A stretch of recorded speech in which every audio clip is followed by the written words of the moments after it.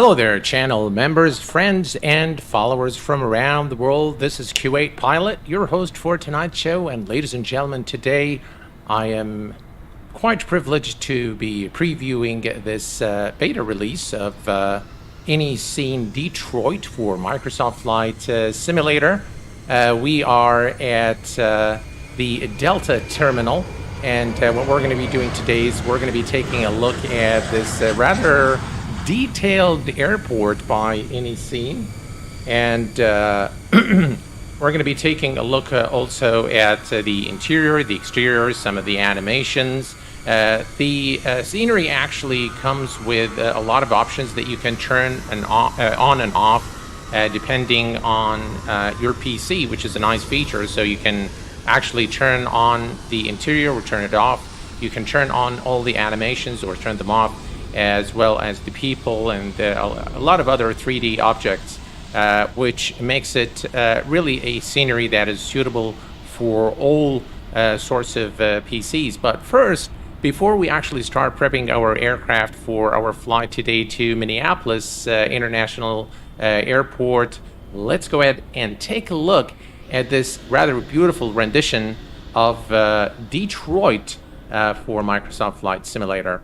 The first thing you'll notice is that all the taxiways, all the apron areas are very detailed, quite sharp, and the texturing is of the highest quality.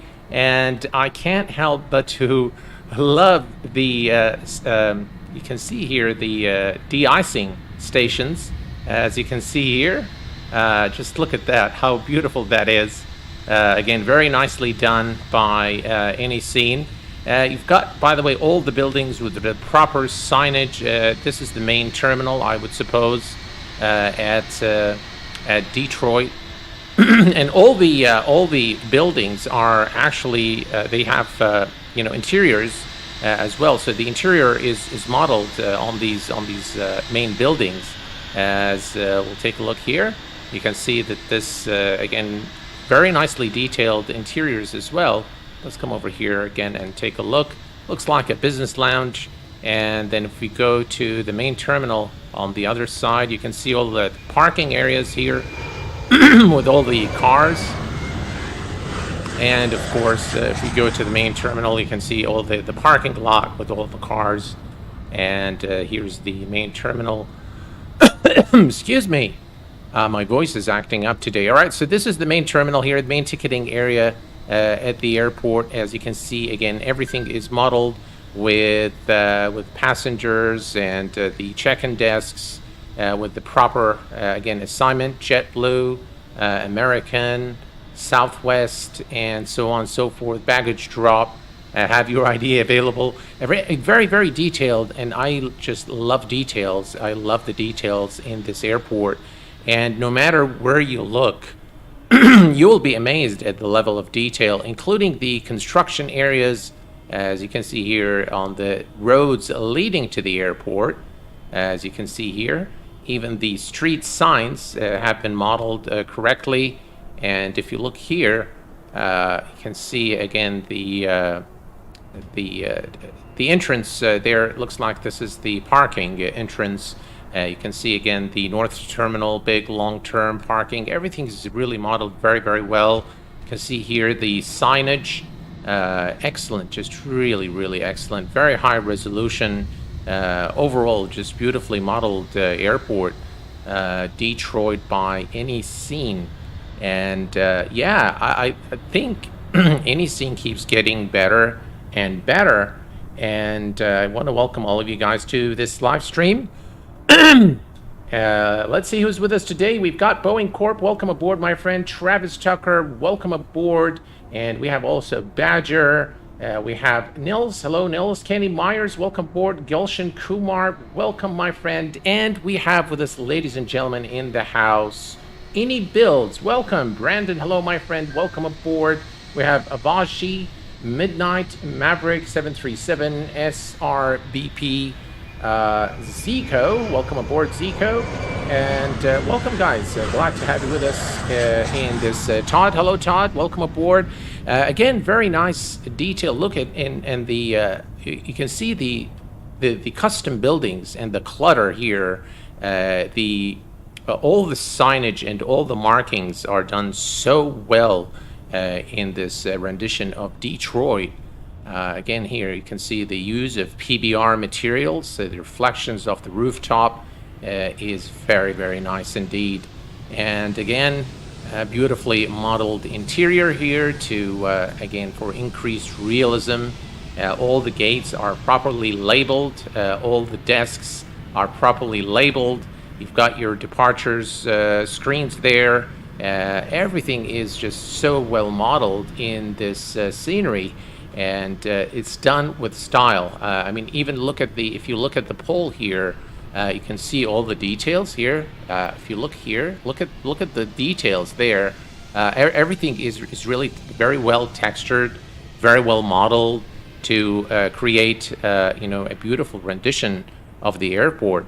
In fact, what I'd like to also show you is if you look here at the street leading to the airport, they've even they placed the construction vehicles there, as some construction appears to be going on in this area, and that is modeled. All the trees, the vegetation. Look at the bridges there. Just absolutely gorgeous airport by iniScene. All the proper roads, all the signage, the highway signage. You can see Route 275 here. Is it highway? That's an Interstate 275.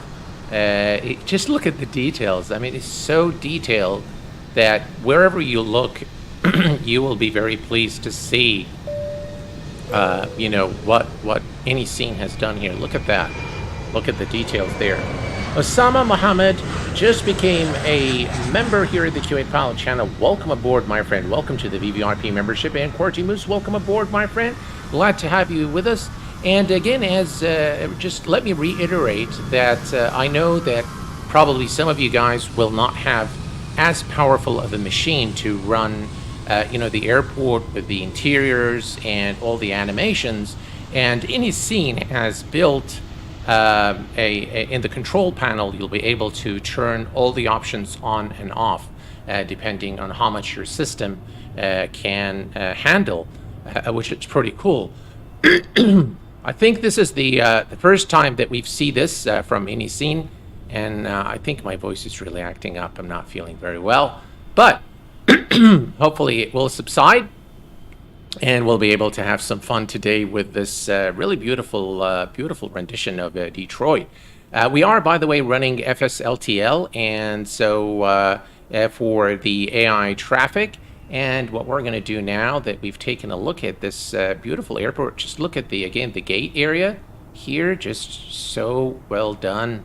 It's just absolutely gorgeous. Very, very nice indeed. Here, let's take a look here. And by the way, even the control tower is also, it's got some people there. So you've got the controllers there monitoring the traffic. How cool is that? Yeah. You've got the guys there coordinating air traffic control. That's pretty cool. Yeah. Look at that. How cool is that? Very, very nice. And here's a look kind of from the top-bottom view of the airport. Very, very nice indeed. Absolutely gorgeous. Look at the fans there. I believe those are probably air conditioning units, and you can see the fans again rotating there. Look at that. How cool is that? That's really nice. Very, very nice indeed. Very nice indeed. Those big fans are animated, which is very, very cool. All right. And this is us, ladies and gentlemen. We are today Delta, and we're going to be flying from Detroit to Minneapolis St. Paul International Airport in the US of A.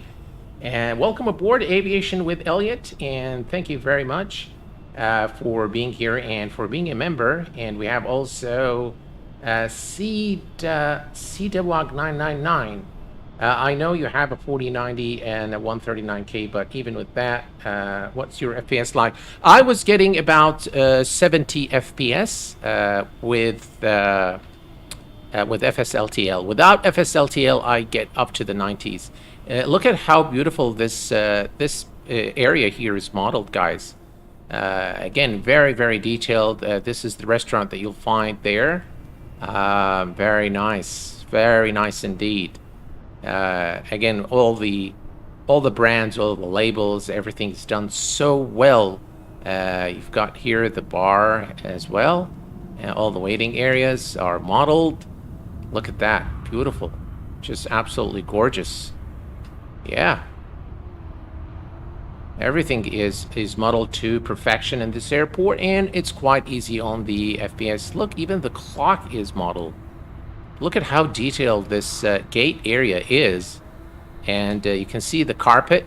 You can see actually the difference between the texturing of the carpet and the flooring here, which looks like maybe some sort of marble or something. But so the details are immense. And family restroom, women, men.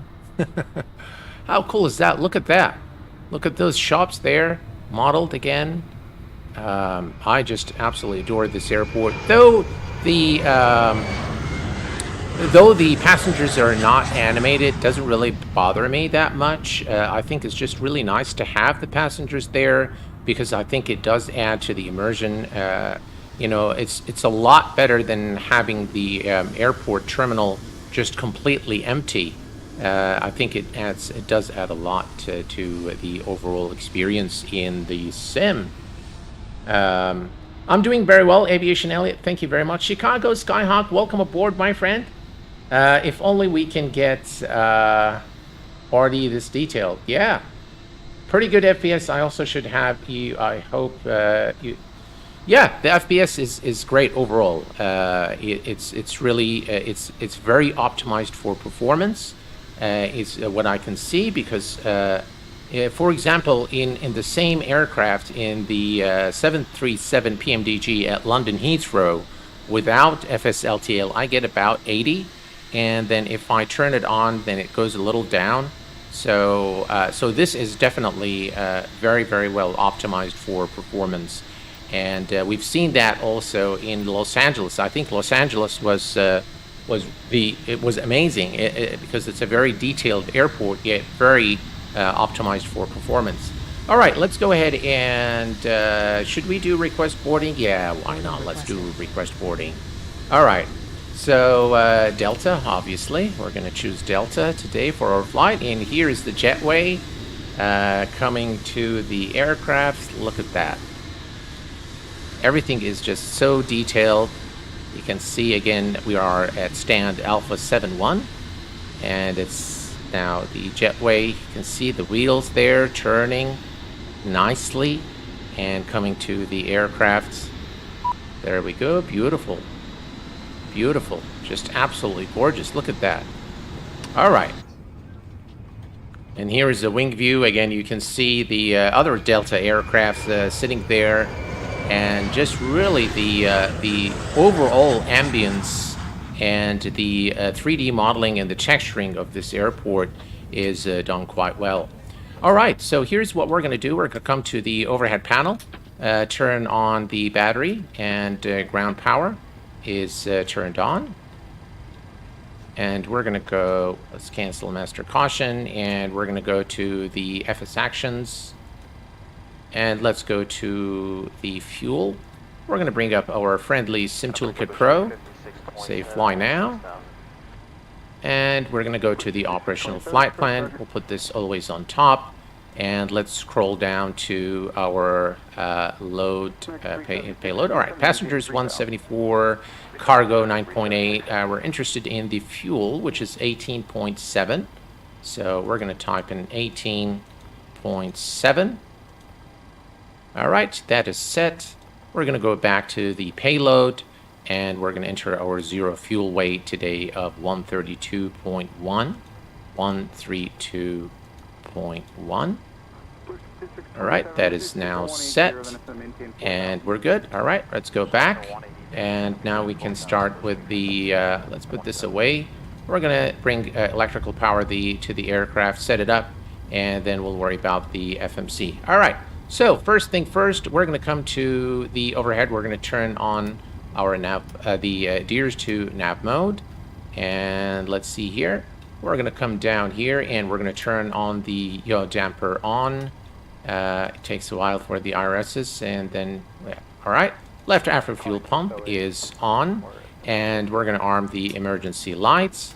The fasten seatbelt non-smoking signs can go on, and the window heat can go on. We're going to turn on the hydraulics, put the left pack on auto, and the final cruise altitude today for this flight is going to be 30,000 feet. All right, let's set that 30,000. 30,000 is now set. Welcome aboard, Earl Grey. And we have Kakaku. Welcome aboard, my friend. Glad to have you with us. And we have also Vivi Bim. Welcome aboard, my friend. Now we have everything here set up. We have the position lights on steady. Perfect. And we can now start setting up the FMC.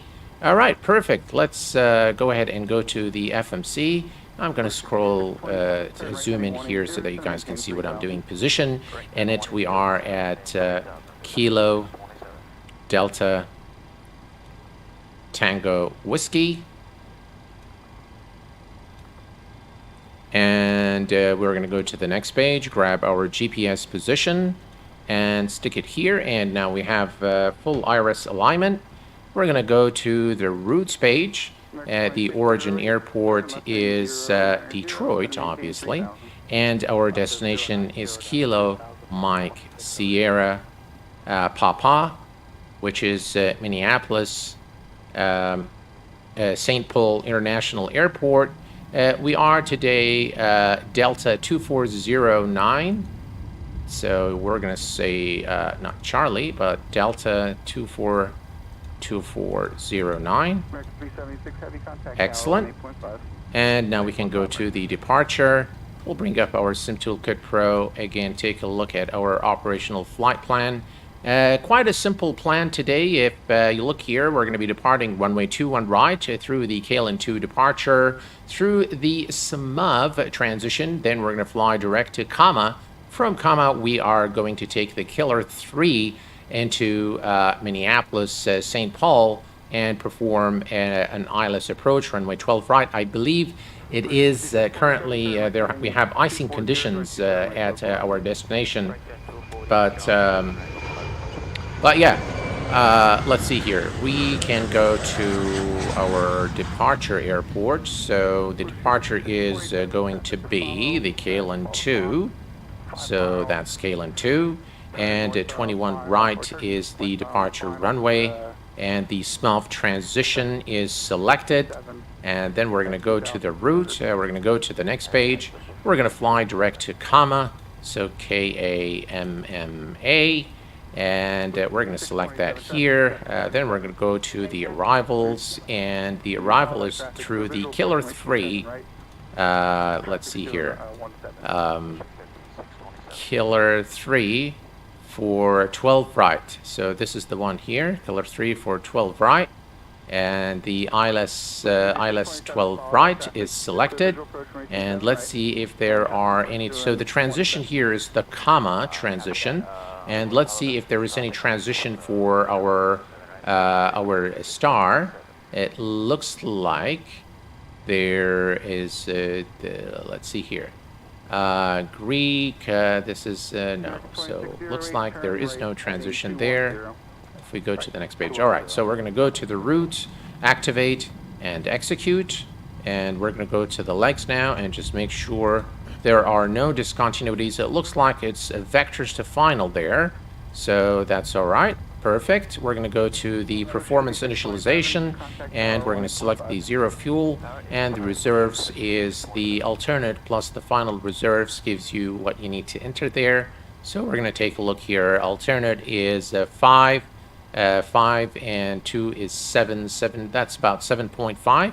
So we're just going to approximate that and say 8. The cost index for our flight today is 5. So 5 is selected. And the cruise altitude is 300. Perfect. All right, so that is selected. Cruise wind 25460, 254 and 60. And that is now selected. Transition. All right, well, we can check. We can check that real quick.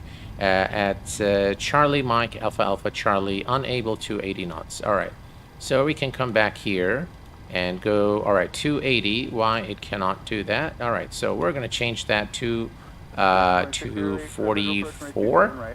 All right, so we're going to do. Let's see, 244, and we'll change that. Execute. Perfect. So we've changed the speed there. That should be okay. And then we can go back here, go to the N1 limit. We can derate our takeoff, and we're going to select flaps 5 for departure, and 25.5 trim is 5, and V-rotate, V1, V-rotate, and V2. Perfect. If we come here, we'll set this to 152, was it? 150 exactly, and we're going to set our altitude to 30,000 feet, which is our final cruise altitude today for this flight. Right, 30 is set. Flight directors are turned on both sides, and we can now start the APU. All right, let's go up here to. All right, let's go here and start the APU. Perfect. Auto brake is on rejected takeoff, and everything is looking good. Perfect. All right.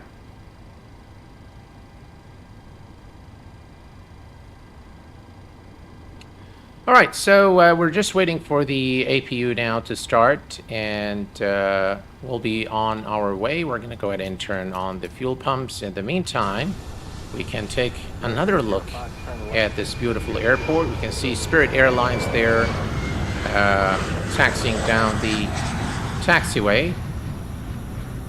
Just lovely. Just look at this airport. It's a huge airport.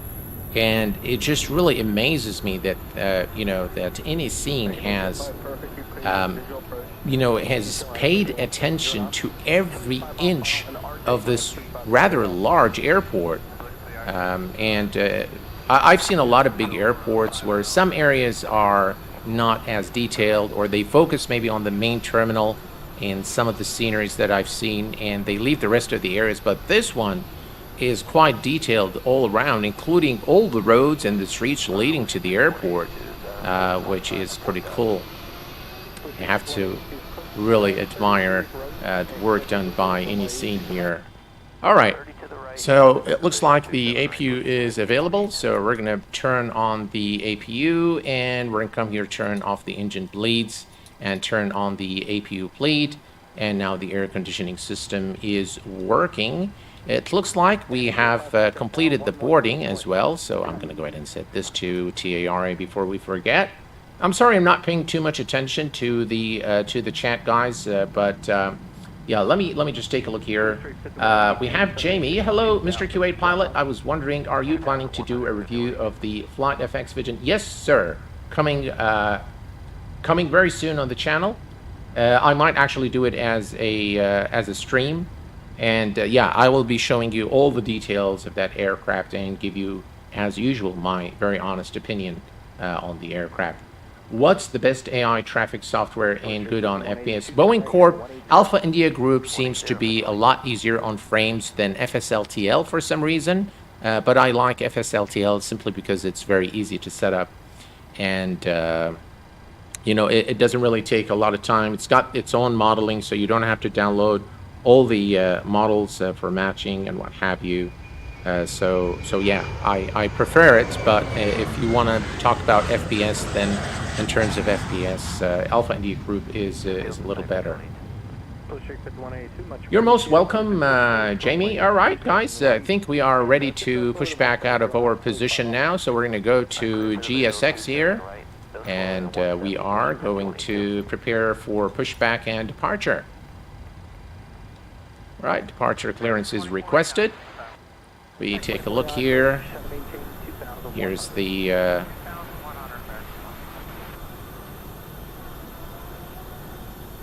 right, let's go ahead and turn on the beacon light. We're ready for pushback. Right, why did it did not close the door?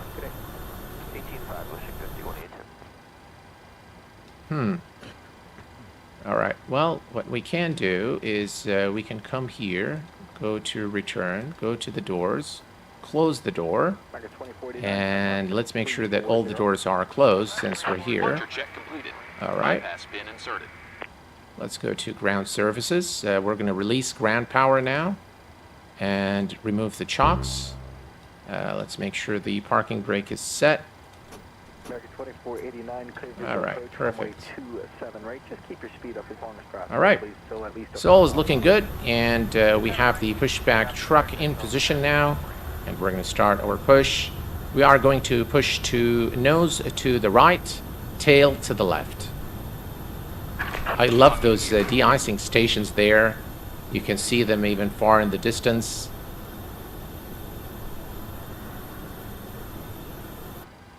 All right. American 487, 6,000. 47 approach, maintain 3,000. All right, so nose to the right, tail to the left. Release parking brakes. All right, let's release the parking brakes. Commencing push. By the way, I don't think we've set the trim. Trim is 5. So let's do that real quick. All right, trim is set. Excellent. And now we can start our engines. We're going to begin with the engine number 2. Engine number 2 is now starting. We can turn off the left pack here. All right. Just look at how beautiful this airport is. And as we move away from the gate, things just look absolutely fantastic. Just look at that. Wow. Brilliant. There's an aircraft coming to land there. And we can now give it some fuel here. There we go. Engine number 2 is coming out. And we can see in the TCAS that there is traffic in front right here.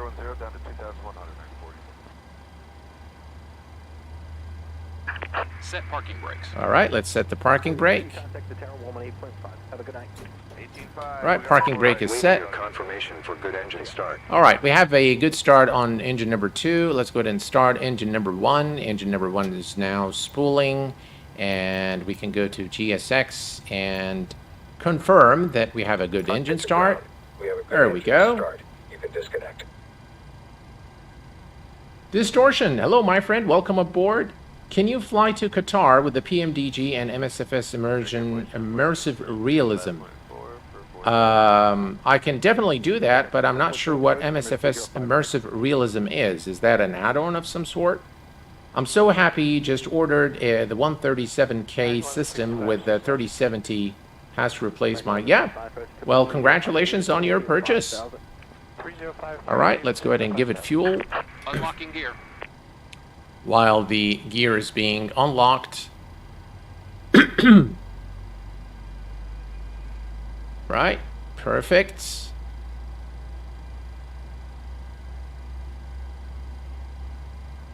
And there is GSX. Tow truck disconnected. Bypass been removed. 4,000, which we're leveling up now. 4,700. Left is clear. Right is clear. All right, so we're clear on the left, clear on the right, and we're just going to wait for the hand signal here as our engines are starting. And we're going to set flaps 5 for departure. We're going to say here return, and return one more time, FMC, and set this to climb, set this to the flight plan. Brilliant. And here's the guy there. We're going to wait for the hand signal. Right, hand signal is received. All right, thank you for your service.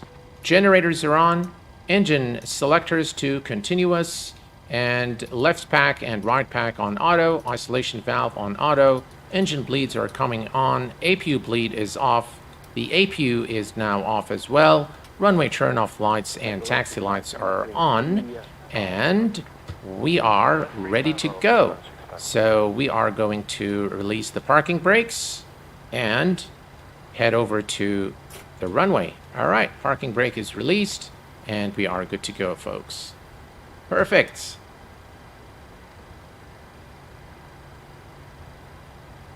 All right, let's give it a little bit of power here. One of my favorite aircraft in MSFS is the PMDG 737. Right, here we go. 165 to 718, 3000. We get 5 for 3000, American 165. And there's a Delta taking off right there.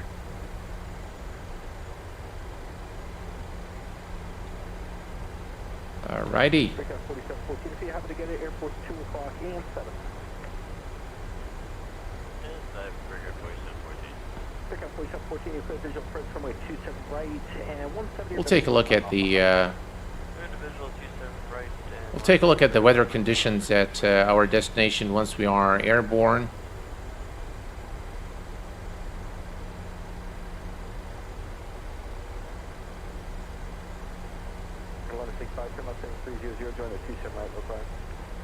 And the runway is just at the end of this taxiway.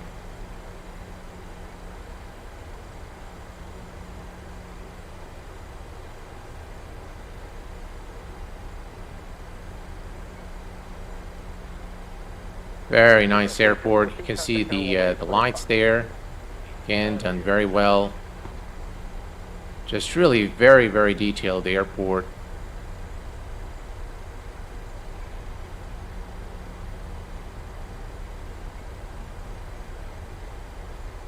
And we're crossing the runway here, so left and right is clear, so we're good to cross.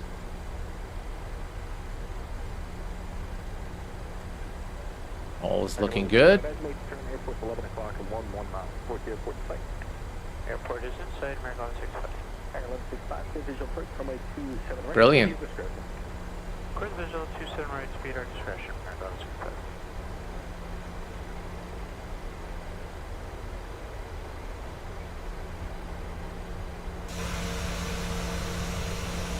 Here is a look at the external view here as we taxi to the runway.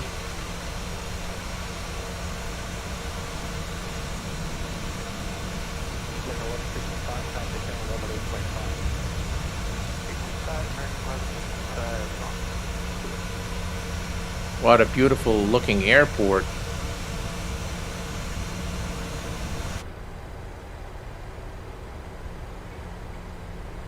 And by the way, guys, I will be giving away 2 copies of this airport courtesy of any builds to the Q8 Pilot channel subscribers. So 2 of you will be winning a copy of the scenery here, and we will do that right after the stream.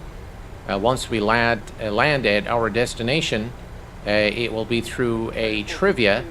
I will ask you guys a couple of questions, and those of you answering the questions, or actually the first person that answer the questions correctly will win a free copy of iniScene Detroit for Microsoft Flight Simulator, courtesy of the iniBuilds, the official partners of the Q8 Pilot channel. So stick around, make sure you stick around till the end for the trivia questions and for a chance to win a copy of this rather brilliant scenery for Microsoft Flight Simulator. Alright, 21 right is coming up to our right. That's Mike 5. We're going to go to Mike 6 and we're going to make the turn there. Here, this is Mike 6. We're going to turn on the auto throttle, and actually let's turn on all the lights there and strobe lights. Go to the on position. Wing lights are on. And there we go. All right, 21 right is right here. 118.5.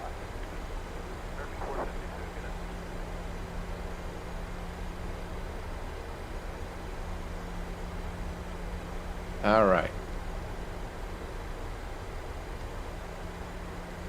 There are no incoming and nothing on the runway, so we are good to go.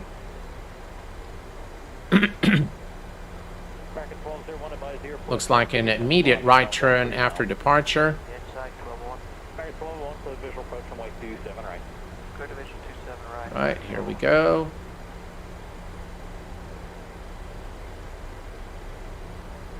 We are cleared for takeoff. Runway 21 right. Brilliant. Let's take it to about 40%. 40% is set. Engines are stable. And toga. American 1262 approach flighting 060, descend and maintain 3000. Heading 060, descend and maintain 3000, American 12. 8 knots. Check.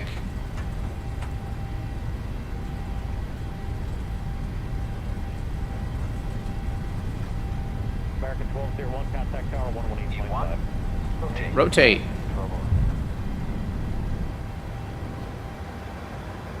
Positive rate of climb. And gears going up.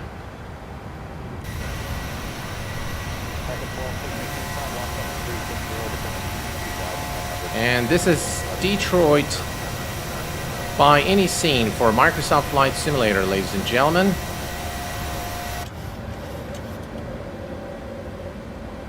Right, let's adjust to the rate of climb. Looking good. VNAV.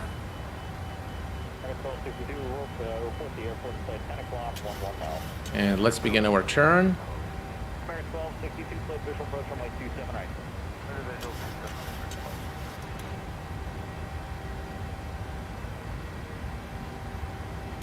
LNAV.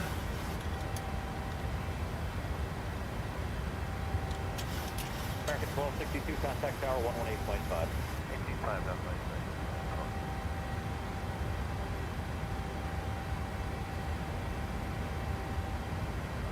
And autopilot 1 is engaged. Auto brake is off. Speed check and flaps can go up.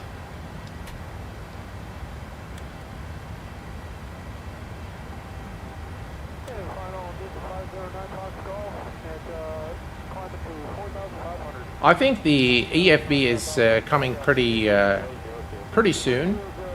Are you running max setting? Yes. Eric, I'm running absolutely in maximum settings.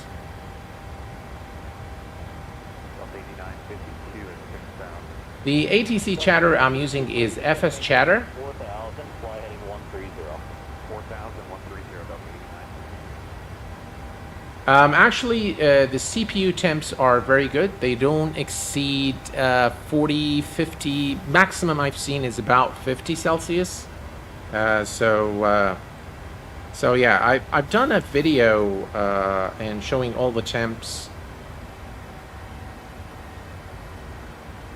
So yeah, I've shown all the temps and all of that stuff. So yeah, the temps are pretty good, provided you have a proper cooling. So yeah, and the GPU, by the way, never exceeds 50, 50, 53. That's about it. All right, we're good here. We are airborne. We're gonna put the engine mode selectors to the off position. And it looks like there is a restriction there at 7,000, so we need to be below 7,000, and that's why the aircraft has stopped climbing. If we look down here, everything is looking good, and we are just going to admire the beautiful scenery here at Detroit.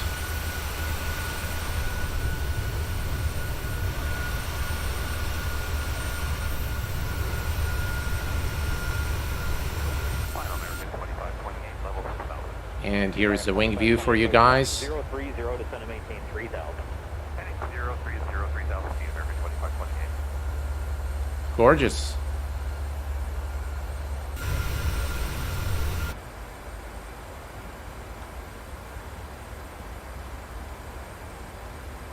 I've got an ITX with a 5800 on 240 red Citrix 3090. Everything runs about 60 degrees. 60 degrees is okay. It's not bad. Yeah, 60 degrees is actually pretty good. Right, we can put this here, and let's bring up the traffic.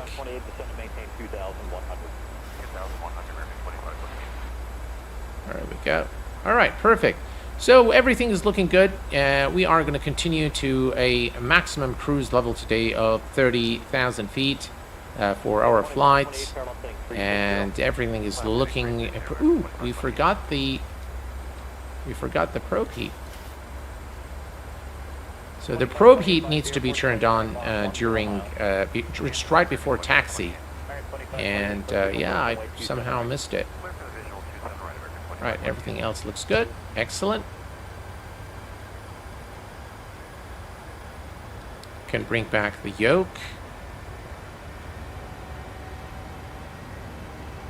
And we now continue our climb. As you can see, we are out of the restriction. There's another restriction at 9,000, but I think we'll pass it. 8 nautical miles, yeah. So I think we'll pass that very quickly. And we are going to go through a layer of clouds. By the way, we forgot our clock. We're going to go through a layer of clouds here, so it's probably not a bad idea to turn on the wing and engine NTIs as we go through the clouds.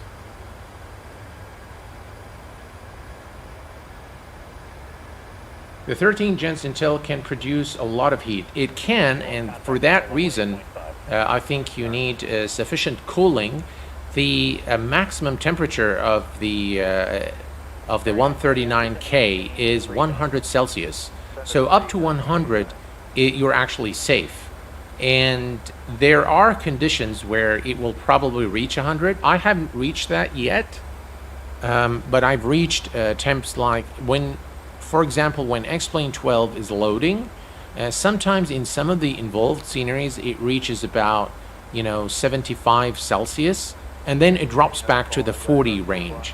So, yeah, it can run very hot. So you need sufficient cooling and the proper use of a paste, and a good CPU cooler will keep your temperatures down for sure.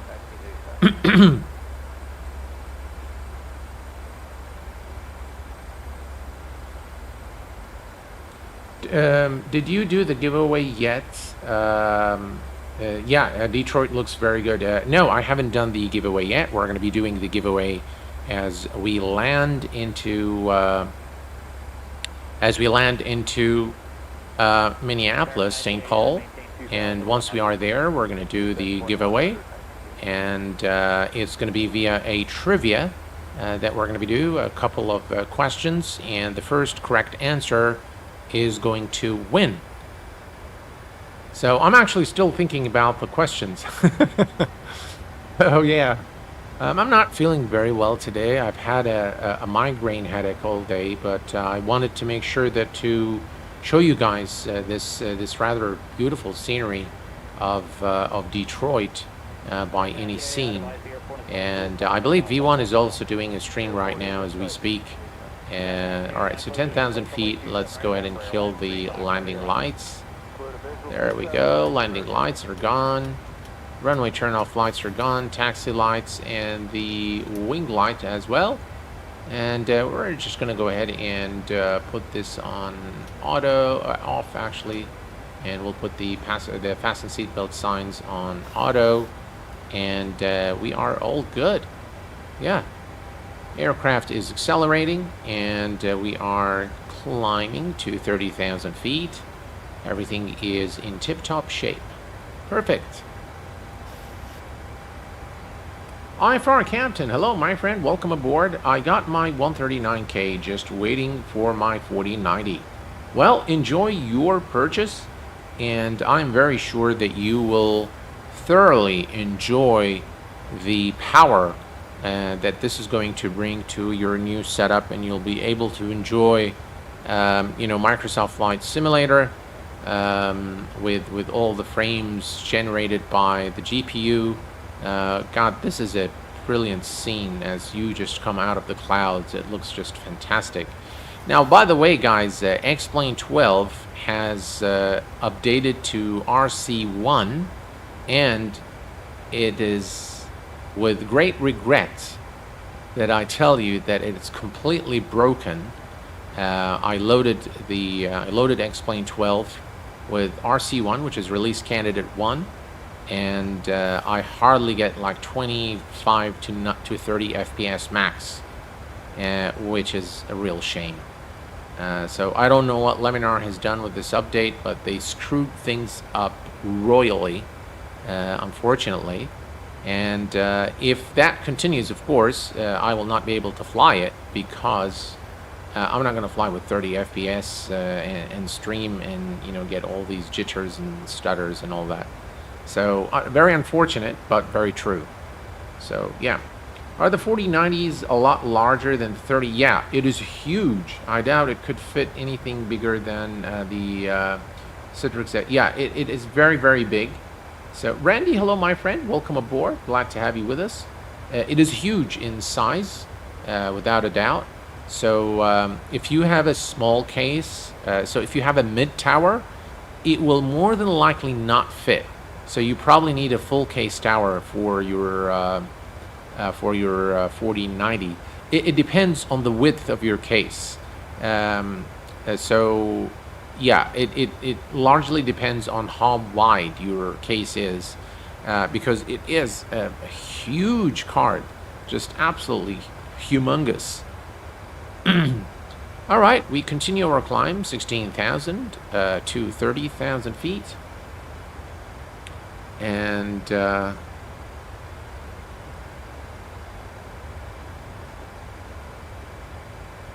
we're doing all right. Let's take a look at here at the external view, and there you go. Always a pleasure looking at the Delta livery, and this is a fantastic looking scene there. Yeah, look at that, just absolutely gorgeous. Here's the wing view as we go through the clouds and cruise and climb to our cruise altitude of 30,000 feet. And here's a look at the other side.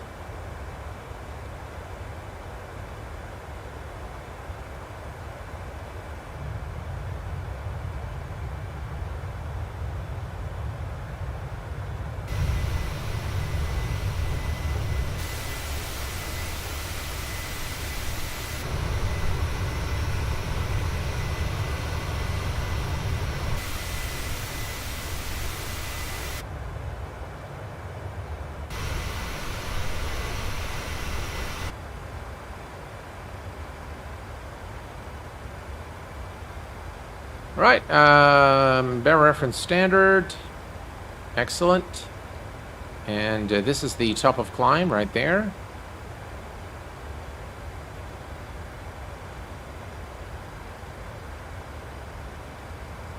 When do you do a lottery, and what needs to, you don't need anything to participate, my friend. You just need to be here with us on stream, and what I'll do is I will ask a couple of trivia questions, and those of you with the first answer is going to win a copy of Detroit. I'm giving away 2 copies courtesy of iniBuilds, the Q8 Pilot official channel partners. So this is sponsored by iniBuilds, as well as this stream obviously is sponsored by iniBuilds.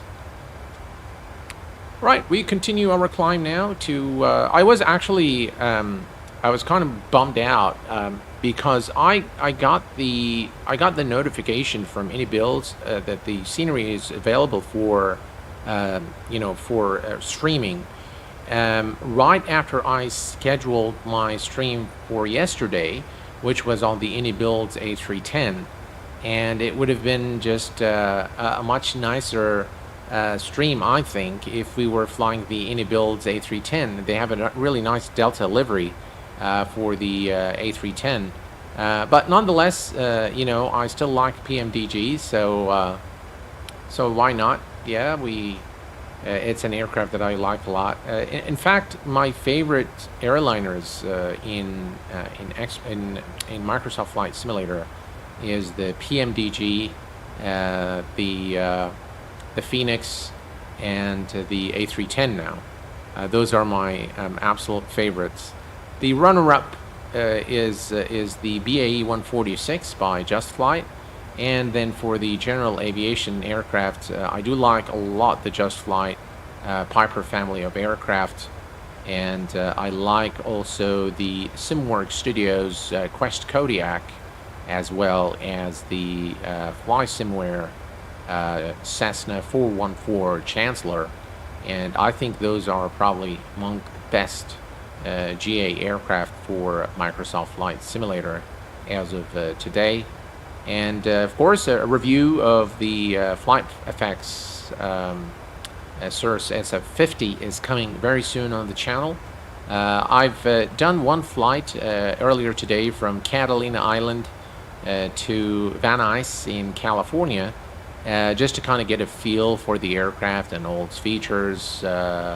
Was actually a pretty nice flight because there was some heavy rain at Van Nuys, and as I came into land, it was just a spectacular approach where all the mountains and the clouds above you is very, very immersive. So it was a lot of fun doing that test flight. And so that first test flight is just to get a feel for the aircraft. I very carefully interrogated the aircraft 3D model, the texturing, all the features, the systems. So I've taken a very detailed look at the aircraft, and I think I'm in a position to conduct a full review. I'm just not sure whether I'm going to do it as a recorded video or as a live stream. A lot of you guys have been lately asking me to do the reviews as a live stream, so we'll see how we're gonna get along with that. I'll see whatever fits my schedule. Are you using any color enhancements? No, I'm not using any color enhancements, but I will tell you this. So my monitor has some features, or on the RTX 4090, and specifically this monitor, there are a few things that will increase the color depth. I have turned those on in the NVIDIA control panel, and that really gives a lot more depth to the colors in the sim.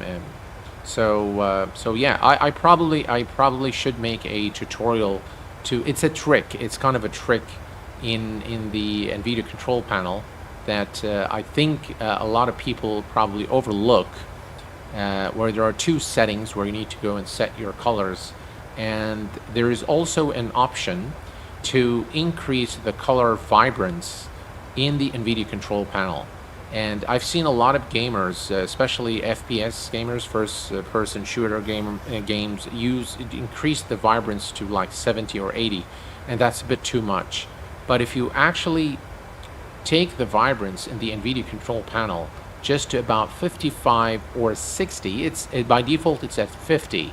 If you take it just to 55 or 60, you will get a much better experience in terms of the color depth in your flight simulator, both in X-Plane and in Microsoft Flight Simulator. So I definitely I will probably do a tutorial, a quick how-to guide for that, just for for maximum benefit. I have bought the DC6 last week after your recommendation and your review. The DC6 by PMDG is an absolutely incredible aircraft, very detailed aircraft, and study level really simulation of the DC6 with a lot of features, lots of animations, lots of work has gone into that aircraft. So yeah. So congratulations on your purchase, and I hope that you enjoy the DC6. Right, folks, we are at 30,000 feet, which is our final cruise altitude for this flight. We are approximately 300 nautical miles from top of descent, so we have a little bit of time here to talk about a few things.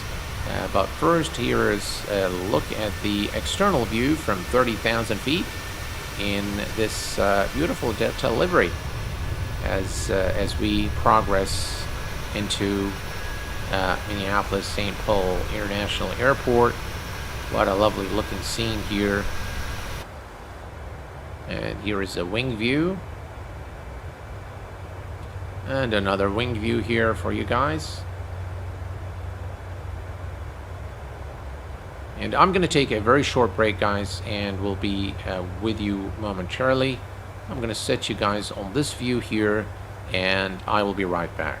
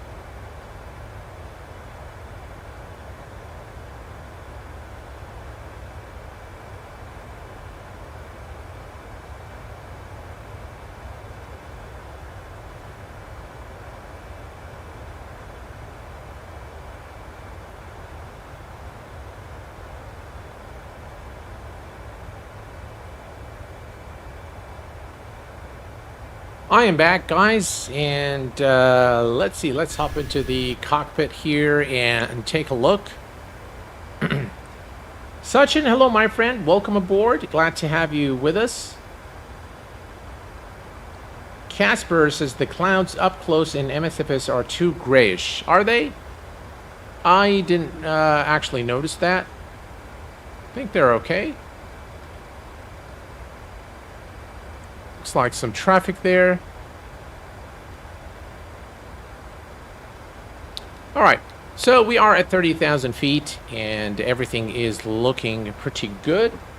We are about 280 nautical miles from top of descent. So if we increase here, let's see there, that's our TD, top of descent, right there. We can see it now. Excellent.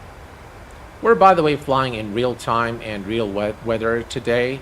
Bill Barrett, hello, my friend. Welcome aboard. Jamie M. I didn't quite catch the rest of the chat up there. I like it when people put pictures from real planes on the MSFS Facebook group, and people say stuff like, yeah. Well, yeah, I just can't, I'm just a little bummed out about X-Plane 12 after the release candidate, because I was planning to do some videos for you guys on performance, and now it's completely broken. So unflyable for me. It's unflyable. So that's that.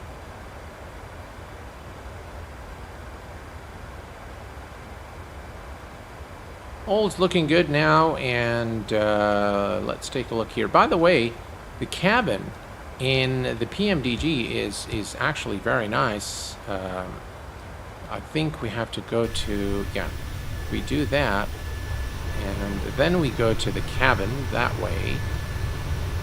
There, look at that. Pretty nice cabin. With the business class seats as well. Pretty cool.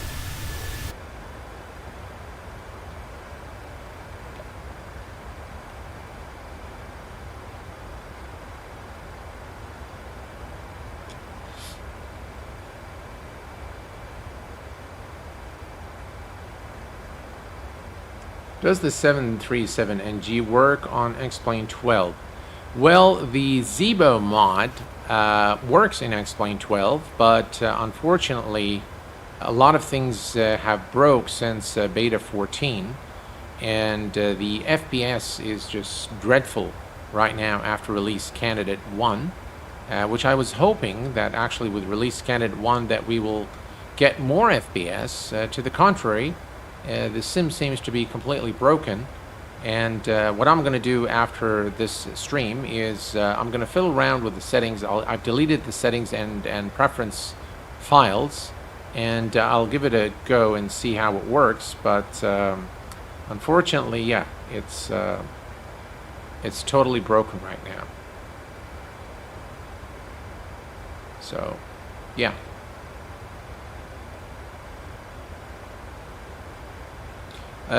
Strangely, we haven't seen any tweets from Laminar on their Twitter that a new update or that release candidate has been made available. But maybe that's just a matter of time before they announce it, or maybe they are aware of the issues with the release candidate 1 and they're working on a fix. I hope it's the latter, not the former. And Alex, greetings from the Netherlands. Hello, my friend. Welcome aboard, and greetings to everyone in the Netherlands here from Kuwait. My FPS has risen since first XP beta. Sad for you though. Yeah. No, actually, in beta 14 it was excellent. The FPS in beta 14 was excellent. I was getting with the Fly JSON sitting at London Heathrow. I was getting about 70 FPS. So the performance was absolutely immaculate in beta 14. But with release candidate 1, it's just dropped. Yeah. Unfortunate, very unfortunate. Also, the Zibo has been not updated almost for a month. Not really. Yeah. Well, I think a lot of projects for X-Plane will probably be halted, and I think a lot of the developers were kind of just waiting for the final release before they start making changes, because with every beta, you know, they had to make changes, and that's just an overhead in terms of the development. So, so I think a lot of the developers were holding back on X-Plane 12 compatibility or making changes, and yeah, so we'll see what happens. Oh, I thought beta 14 was the last version. how to update. If you are actually on the beta 14, stay on the beta 14 for now. But to update, you can just simply download the installer. Just go to the Explain 12 or the explain.com website. You can download the installer there, run the installer, and instead of install, just say update explain, and make sure that the beta tick box is ticked, and run it. It will read your files and then update explain to the latest version. But I do not recommend you doing that because it's just explain release candidate 1 is just completely broken. Yeah, completely broken right now. All right, so we are about 243 nautical miles from the top of descent. We are looking good, and here's a look at the outside. Looks like the clouds are subsiding as we progress through our flight, and yeah, we're flying over the sea here. Very nice. The Delta livery, I think, is a really nice livery. All right.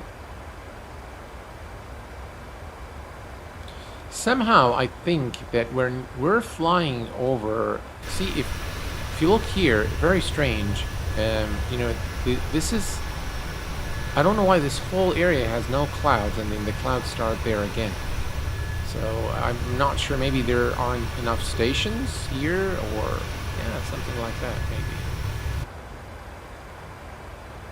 Or maybe then genuinely that's the weather right now. I of course cannot tell. All right, so how's the new FSLTL traffic update? I think it's pretty good. For one, what I've noticed in the new update, by the way, these are my settings for FSLTL. So I've got the IFR flights at 60, VFR 10, historic parked 3, stock removal time is the default. They have set to 240, and the injection radius is 150. I left it there at default. What I've noticed in the new update, after the new update, is that the injection is a lot faster. So it used to take a little bit of time previously to actually start injecting the traffic. So now it's almost immediate. That's one. And some of the airports where I used to not see aircraft taking off and landing, now you can see them a lot quicker. So previously you had to wait maybe about in some cases 5 to 10 minutes for you to actually start seeing the aircrafts coming to land or take off. But now it's I think they fixed that, and it works brilliantly now. So yeah, I do like the new update without a doubt. Why is Explain 12 broken? Well, they've released the release candidate 1 earlier today, and I've updated to the latest version, and my FPS went from like 70, 80 to like 25. So yeah, so it's seriously broken. Yeah.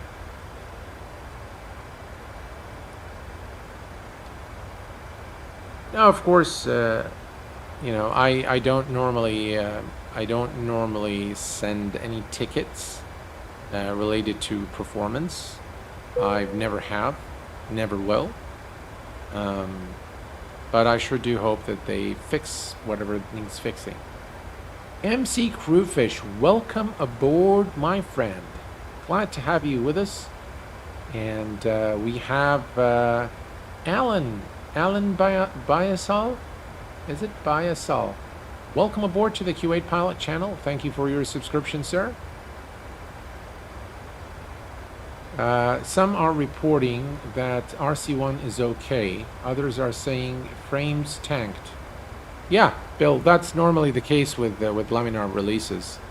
The thing is, they obviously test on very low-end machines, and that's the reason, I think, for that. I think they need more machines to test they need different graphic cards to test. And maybe it's something indigenous to the RTX 3090 and 4090.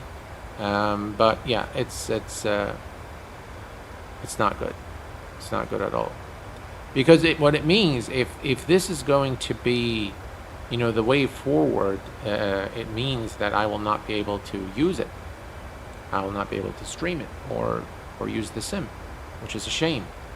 I remember in the default Cessna at Oceana County Airport in X-Plane 12 Beta 14, I was getting approximately 90 FPS. And now it's like down to like 40. So yeah, something is seriously wrong in this update.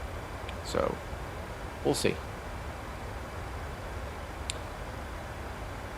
What's the bug with GSX and FSLTL? Actually, what we have to do, I've heard about no plane and no pushback.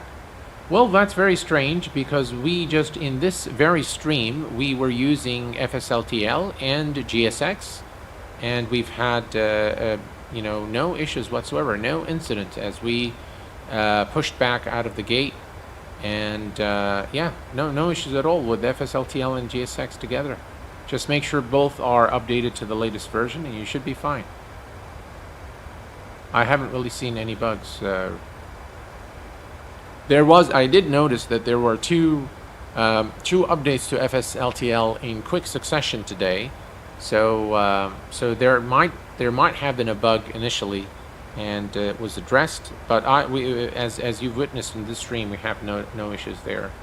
Initially, MSFS was the best for scenery, and XP11 was for the best flight model. Based on your experience, what do you think about the flight model in MSFS latest updates?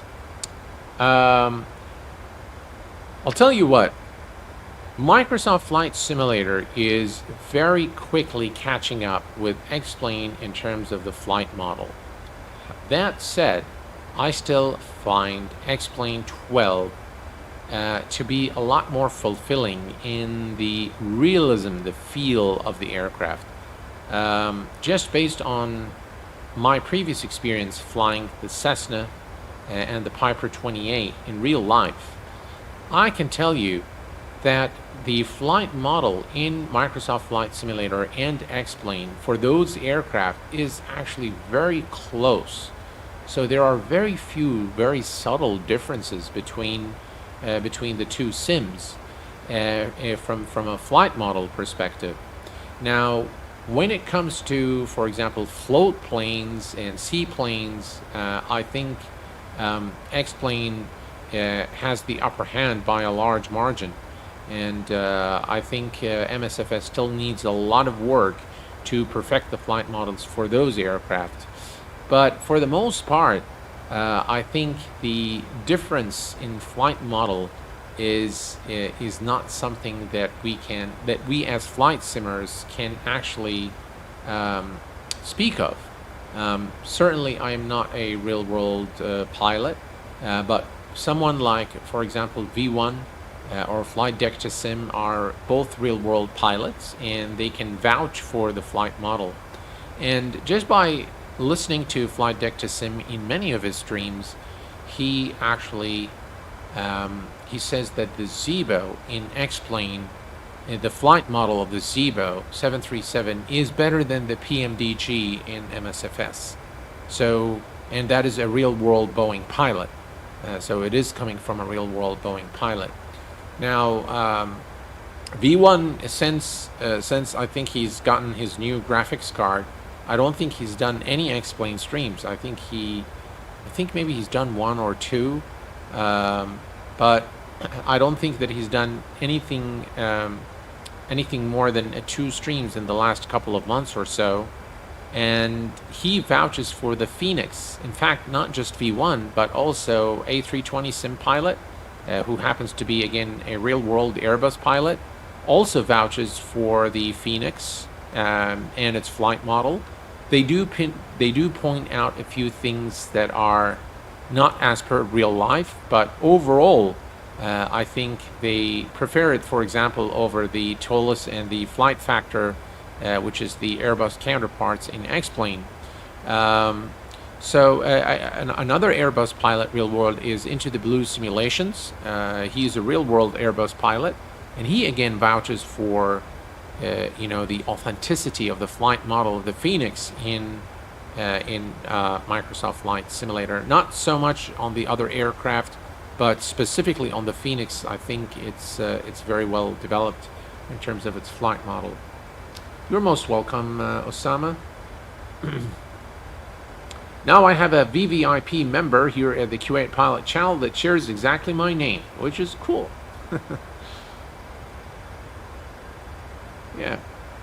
Let's take a look at the outside real quick here as we approach Minneapolis. Here is again a look at the terrain underneath at 30,000 feet, which looks fantastic. Look at that.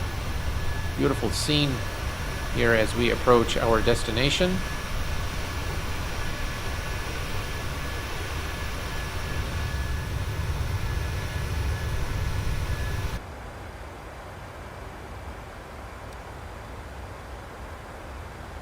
Alright, I think we can go ahead and start configuring our aircraft. So if we come down here, and this is comma, we're still quite a way to the top of descent, but we're just going to go ahead and configure anyway. We're going to go to the approach reference. We're going to take a note of the ILS frequency, which is 110.3. So we're going to enter that here. 110.3 is entered and transferred, and we're going to do the same thing here. 110.3. There we go, and transfer. The approach course for the runway is going to be 121, so we're going to set 121. Right, 121 is set on the captain side, and we'll set it on the first officer side as well.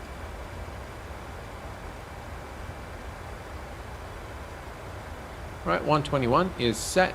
And for the flaps, we're going to do flaps 30. By the way, I believe it's currently snowing in Minneapolis, but we'll check the weather in a minute here. We're going to do flaps 30, 154. Okay, 154. All right, perfect. That is set. And we're going to also take a look at the final. So 3,000 feet is the initial approach altitude. So we're going to go ahead and reset the MCP altitude to 3,000 feet.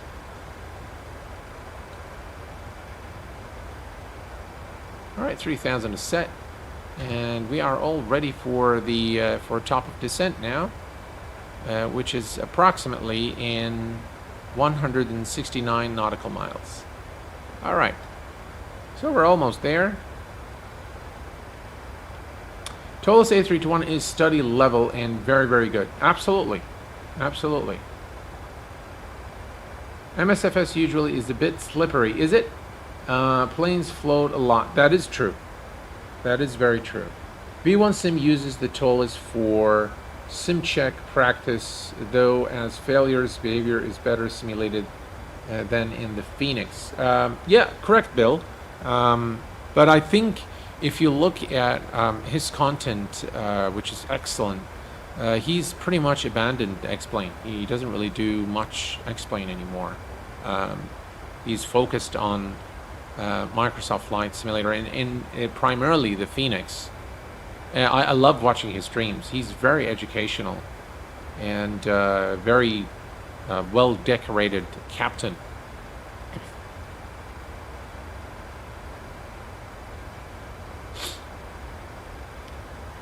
Blue skies, Sachin. Have a nice day, my friend. And thank you for staying on the stream for as long as you did.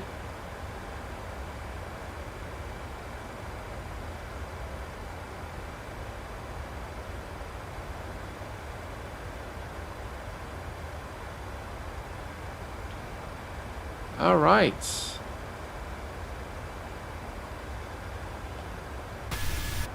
There is a wing view. It looks like there is an aircraft there. Looks like maybe 35,000 feet or so.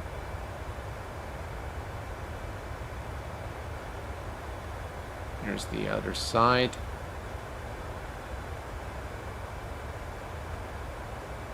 Going through the clouds in Microsoft Flight Simulator is just brilliant. I absolutely love it.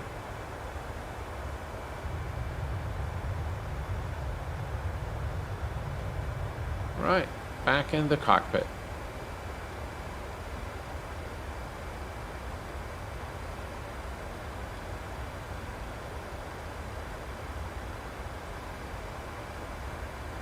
Too bad V1 is a bus driver.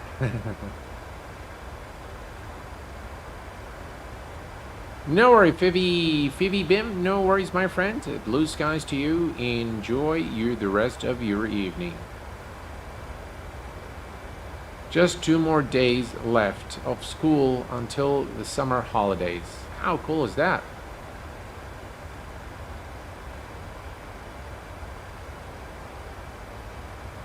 Yeah, the left wing view is very nice indeed.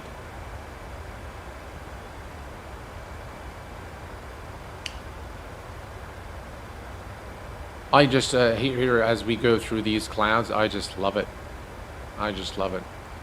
So so lately I've been thinking a lot about making a settings video, but I decided actually not to do a settings video for Sim Update 11, and I will tell you exactly why. Obviously, I have a very, you know, a monster of a machine now, and doing any settings video is more than likely will not be useful for the community, because anything I do, it's still, I mean, I can probably tell you what's going to bring your FPS down, but I don't think it will be very useful, because there are very few still with this kind of setup that I have, and for the vast majority, you know, whatever I say is probably not going to make much sense because of my specs. So I will probably not do a full settings guide for Sim Update 11, but I'm going to make short videos with tweaks, tips and tricks that can enhance your overall experience, such as the monitor, you know, the colors and things like that. Those are the kind of things that I'll probably make videos on. But other than that, I don't think I will be making those full settings videos. Got to love school holidays. When you are as old as me, you don't have to. You don't have. Yeah, Alex. I hear you, my friend. You see, normally, I remember during college days, for example, you know, I used to normally on a Friday evening. That's basically when the weekend begins. You know, we used to have the whole weekend planned. It's like what we're going to do Friday night, what we're going to do Saturday morning, afternoon, evening, and what we're going to do on Sunday. And I used to have all my weekends planned, jam-packed with activities. You know, if we had absolutely nothing to do and we were just really bored out of our skulls, we just get in the car and drive either to you know, Santa Monica down south from Fresno, or up north to San Francisco. Sometimes we just drive to Shaver Lake and just have some relaxing time there. Yeah, it was just all fun, you know. It was all fun. There's very little responsibility during those days. But now the weekend is actually a working day for a married man. You know, especially for me with, you know, I have a relatively big family. So yeah, it's very seldom that you can find time for yourself. And the time I find normally, you know, for myself is the time I spend here doing streams for you guys. And there were a lot of times where I was just really very tired and, you know, not feeling very well. And those were the days that I would just say, you know what, I'm just taking a couple of breaks, a couple of days and not do anything. And I'm kind of reaching that stage where I feel a little burned out from work. We have with us Calvin Parker. Hello, Calvin. Good day. This is my first stream with you, and I'm already impressed with what you said regarding your setup and doing a setup video. Thank you for that. Well, you're most welcome, Calvin, and thank you. Welcome aboard to the channel, and thank you for being here. I appreciate it. So yeah, I'm kind of feeling burned out. It's been very, very stressful at work. In the last 3 months, we've had so many new things happening, and the delivery dates are as we come to closure of 2022. And because I work in a financial institution, we also have like the closing and all that. So it really has had its toll on me. And I'm getting to the point where, you know, sometimes there is like a new add-on. There are a lot of people or a lot of companies that approach me with software, with add-ons, and says, can you do this? Can you take a look at that? And, you know, I say, sure, yeah, I'll do it. And, you know, I have a tracker where I enter all the information of the add-ons so that I can prioritize them. And I just don't find the motivation to go and actually review and spend the time. It depends, of course, again, on the add-on, depends on my energy level. But during the week, I find it extremely difficult to do anything. And so when I do those streams for you guys, it's probably the time that I say, you know what, let me relax and do a stream. So that's more, you know, more of a kind of a relaxation time for me to do those streams. So yeah, it's been hectic without a doubt. The channel, by the way, has seen a lot of growth in 2022, which I am very happy about.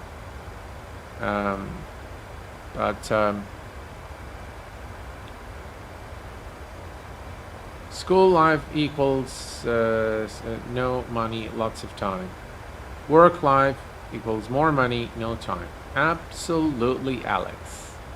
You have summed up what I wanted to say in just a few words, which tells me that you're very eloquent. Yeah. So yeah, those were the days, man. You know, single, impetuous, and yeah, those were the days. Those were the days. All right. So if we look at our flight plan, we are 106 nautical miles from top of descent. We can see it on our display here. We are all configured actually for the top of descent, and things are looking pretty nice here. Let's take a look here. Again, very nice clouds, and the terrain here from 30,000 feet looks very, very nice. Very immersive. Microsoft Flight Simulator looks very real. Some screenshots actually, it would be very difficult to you know, to tell reality from the sim in a lot of situations, especially with adding a little bit more effects to some of the pictures. They actually become very, very real.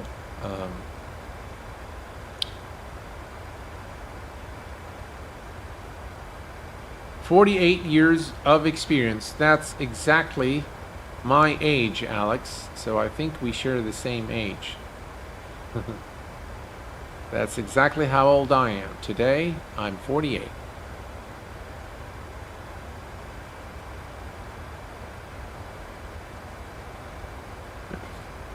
What is the screenshot command in MSFS? I believe it's I don't use the screenshot in MSFS. What I use is the NVIDIA NVIDIA screenshot, which is Alt and F1. Alt and F1, if you have an NVIDIA card, will capture the screen, and it will place it in the video folder under MSFS folder. So that's what I use. I think it used to be V, the letter V, but I'm not sure if the letter V now actually, you know, does the screen capture or not. That was, it used to be in P3D, and 74 was definitely a great year. Me realizing I'm talking to a 40-year-old that I know little about. Well, what do you want to know?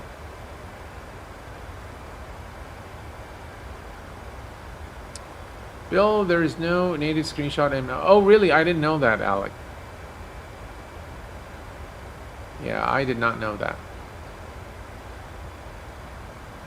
All right, so we're almost there now at the top of descent, and we'll be at Minneapolis, St. Paul shortly. And it's been fun actually looking at Detroit. It's a really marvelous airport. And again, by the way, guys, at the very end of this stream, for those of you just joining, we are going to be running a giveaway.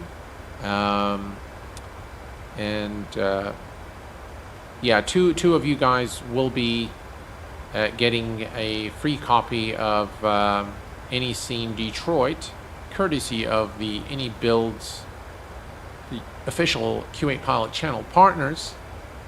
And of course, after it's released, you will receive it.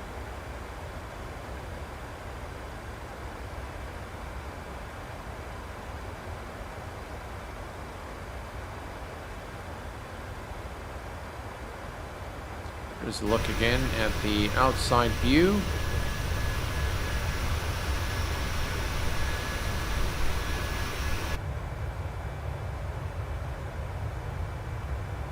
Just look at that. What a beautiful looking scene with all the clouds, and as you go through the clouds, they look just fantastic. Really, MSFS has really come a long way.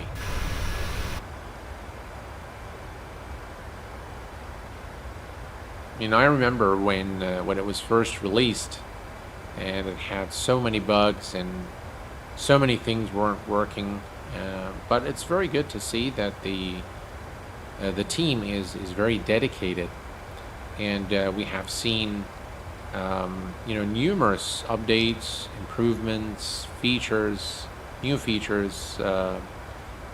And I think what really singles out Microsoft Flight Simulator than any other sim is the robust multiplayer capability that it's got.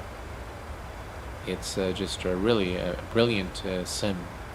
And I think it's become a platform that brings a lot of people together, where people can come and enjoy their passion for aviation and their favorite hobby, flight simulation. They are also very active on Twitch.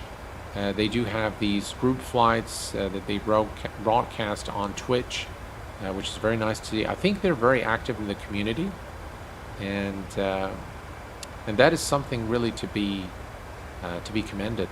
I like what they're doing,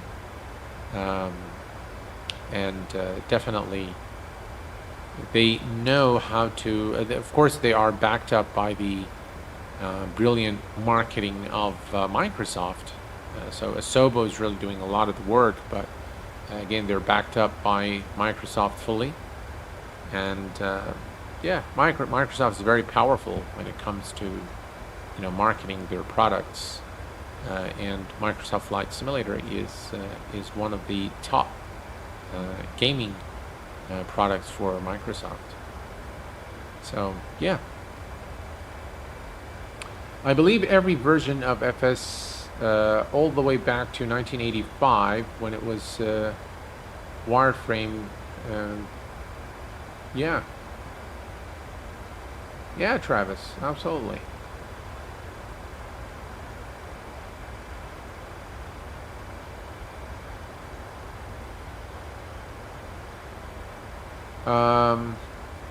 The NVIDIA way, Q8 said, seems to be the preferred route.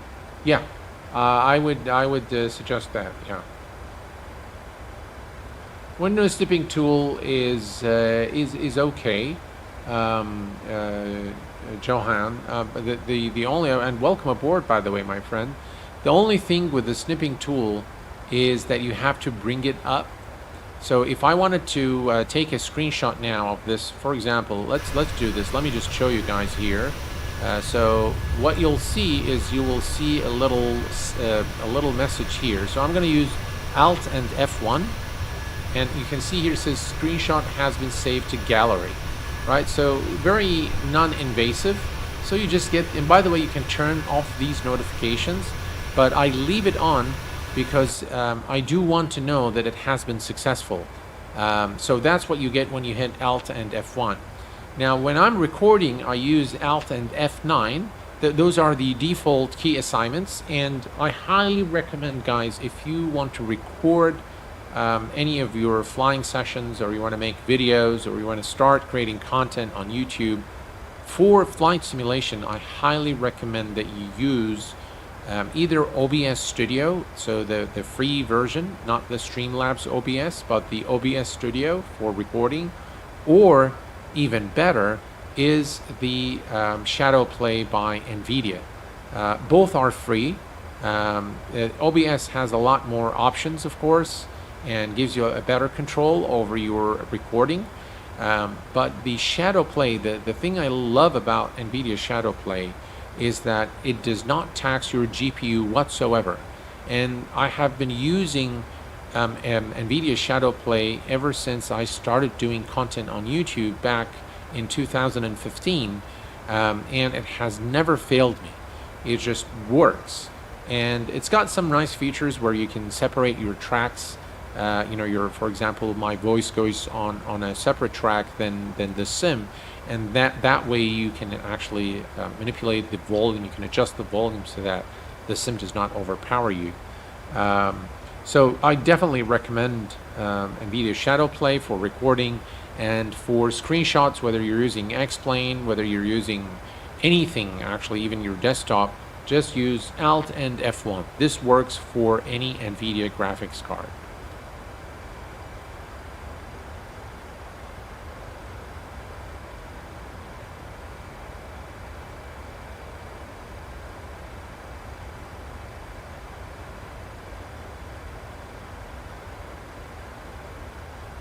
So, Travis, you are 69 years of age. God bless you, my friend. I hope you live long and you live healthy.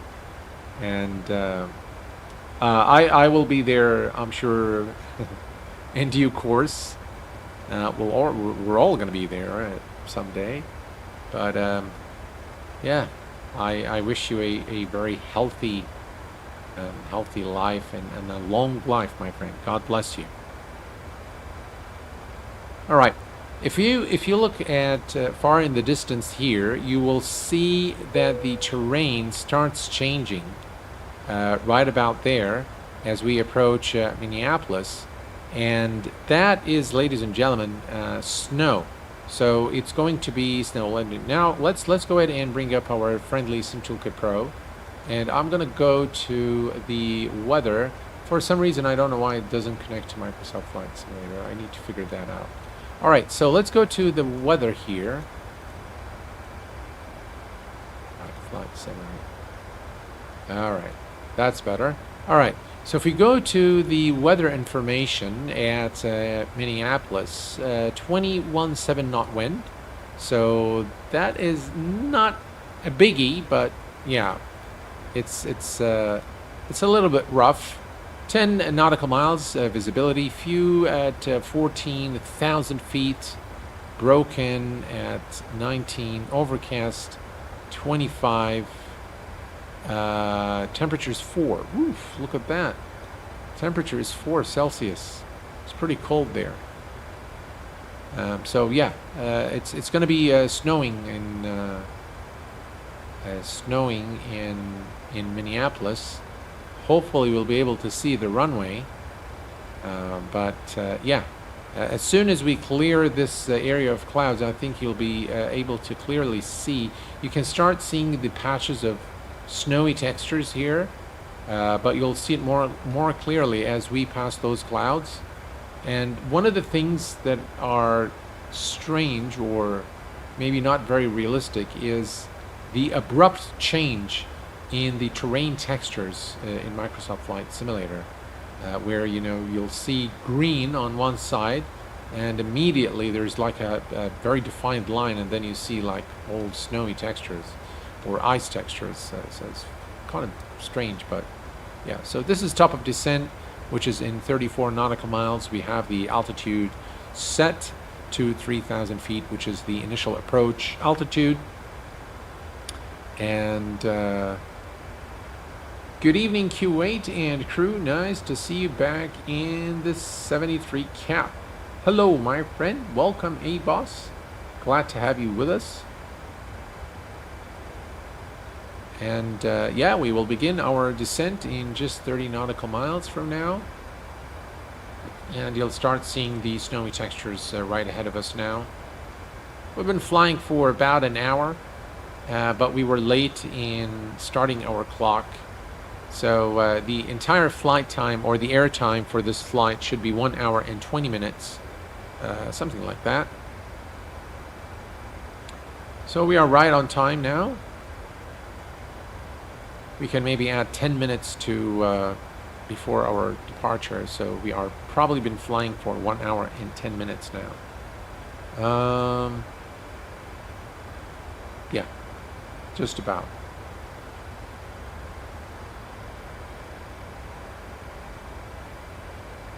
Will you be doing an SU performance video, SU11? Paul, I think I've addressed this earlier in the stream. The quick answer to this is no, I'm not going to be doing that. So it's not going to be the full, I think whatever I've done for Sim Update 9 and Sim Update 10 is pretty sufficient. But what I'm going to be doing is a lot of, tips and tricks for better colors, for maybe a few things for smoothness, but I'm not going to be doing a full settings video, and that is because my PC, the build of my PC is just monstrous, and it would be irrelevant for probably the vast majority of the community, and it would not be probably a very useful video, and whatever I do and say in that video will probably not apply to the vast majority. I know that my Sim Update 10 video has been well received by the community. It has helped so many, and thank you for everyone who's taken the time to comment and report back their results to me. I appreciate it. And I've seen some videos, by the way, on like a long video on changing all these performance settings of Windows, and that's to me an overkill. I just don't do that. To me, it should just work. But yeah, an ESP platform requires a lot of tweaks and to make it work properly. So no, the quick answer to that is I will not be doing a full settings video for Sim Update 11. All right. So if you look here, we are 16 nautical miles from top of descent, and you can see now very clearly here the distinction. You can see the line, guys, here between the the terrain here and Minneapolis, and you can see here the snowy textures as we enter into this area. It looks actually pretty different. It looks looks nice. Yeah, it does look nice, and it's nice to be able to see this. You can see it now spreading as we go over it, and it's nice to have this in the sim. But the abrupt change here doesn't look, I mean, I don't know if this looks like this in real life. I haven't really flown in areas where, it's it looks green like this and then looks snowy like that, just, a few centimeters away. So I don't know. But maybe for those of you who live there, maybe they can tell us if this is natural or if this is realistic or unrealistic. But as far as as far as I know, it should not look like this. But it's a sim after all, and there are definitely limitations. So we're gonna be arriving into snowy conditions, and hopefully without incident.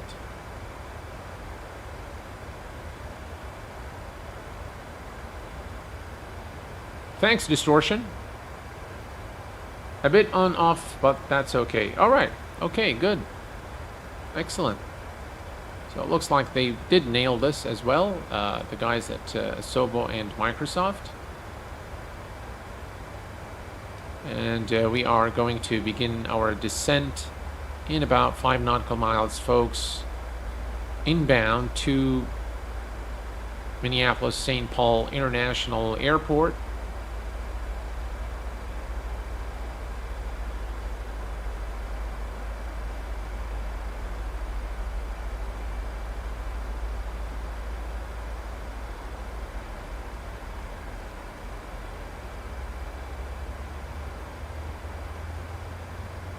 We're looking good.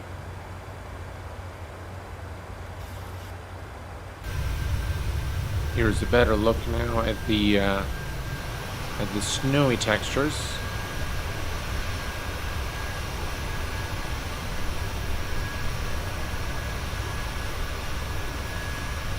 Here's a top-down view.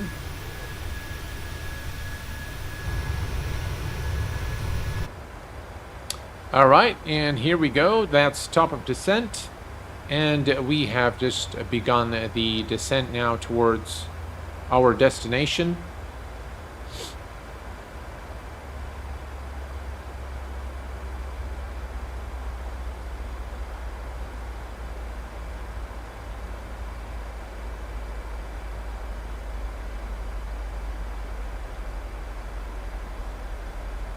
And we should be at Minneapolis in no time. It's probably the first time I'm going to do a landing on a snowy, snowy runway. And I don't think that I've done that before, so it should be interesting to see how the aircraft handles on and during icing conditions. So when we have a contaminated runway, I've done a lot of landings in rainy conditions, so but snow, I don't think that I've done that. So yeah, I can't believe that I've actually never done a landing on not on stream, that is, for you guys. But yeah, let's see. I've done it many times in X-Plane, but never, I think, in MSFS. So this is the very first time that I'm going to land on a snowy runway in MSFS. It's easy to learn the camera movement when coming from X-Plane to MSFS. MC Crewfish, it doesn't really, once you actually understand what the commands do, it is a little bit complex. But once you actually understand how the cockpit camera versus the drone camera work versus the external camera, I think you're pretty much good. Yeah, I don't think it's it's a big deal. All right, so if we look here at our let's go to plan, and if we zoom in and let's go to the legs page, we're going to go step through, and you can see here that there is a discontinuity, or not, it's not a discontinuity, it's actually vector to final. So it's going to give us some time to descend to 3000, and we will take our time to be at the right altitude before we actually take Zesty and fly direct to Zesty to intercept the localizer for runway 13, runway 12 right. Runway 12 right. All right, so should be good. And we're going to switch this to map. And actually, you can bring up the terrain. That's all right. All right, we're looking good here. And here's the terrain. I love the terrain radar in the PMDG. It looks really good. All right, here's a look at the outside once more for you guys as we approach our destination. By the way, we're flying the default airport in for Minneapolis. I could not find any available airports, whether freeware or payware, for Minneapolis, so we're just going to be flying into the default Asobo airport. FMC message, what is it complaining about? Unable to 80 at K Keller. Alright, let's go here. Alright, we're going to change this to 244. Let's see here. Alright, there we go. Execute. There we go. Alright, should be happy now. And you know what? We're going to change this one as well to 244. Let's see here. Execute. Excellent. Alright, perfect. Looking good. 24,000 for 3,000.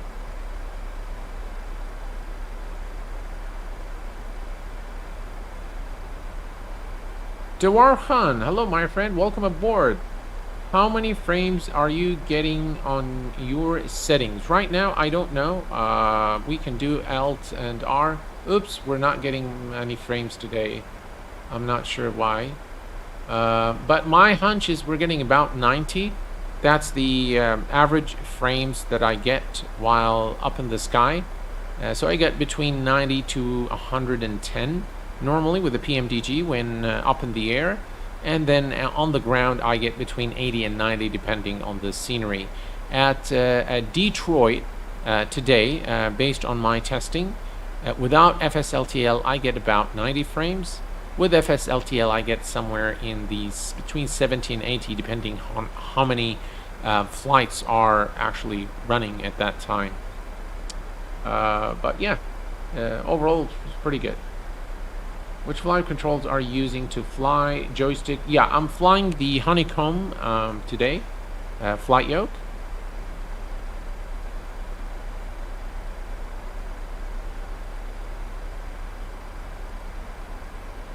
And we continue the descent towards Minneapolis.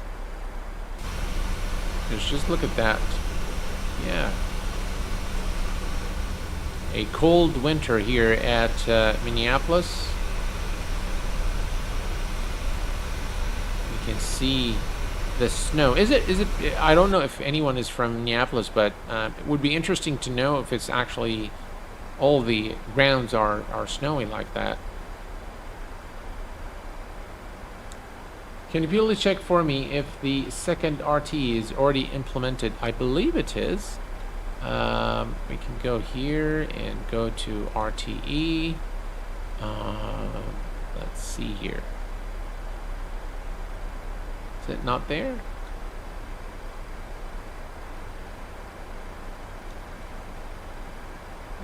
Maybe not.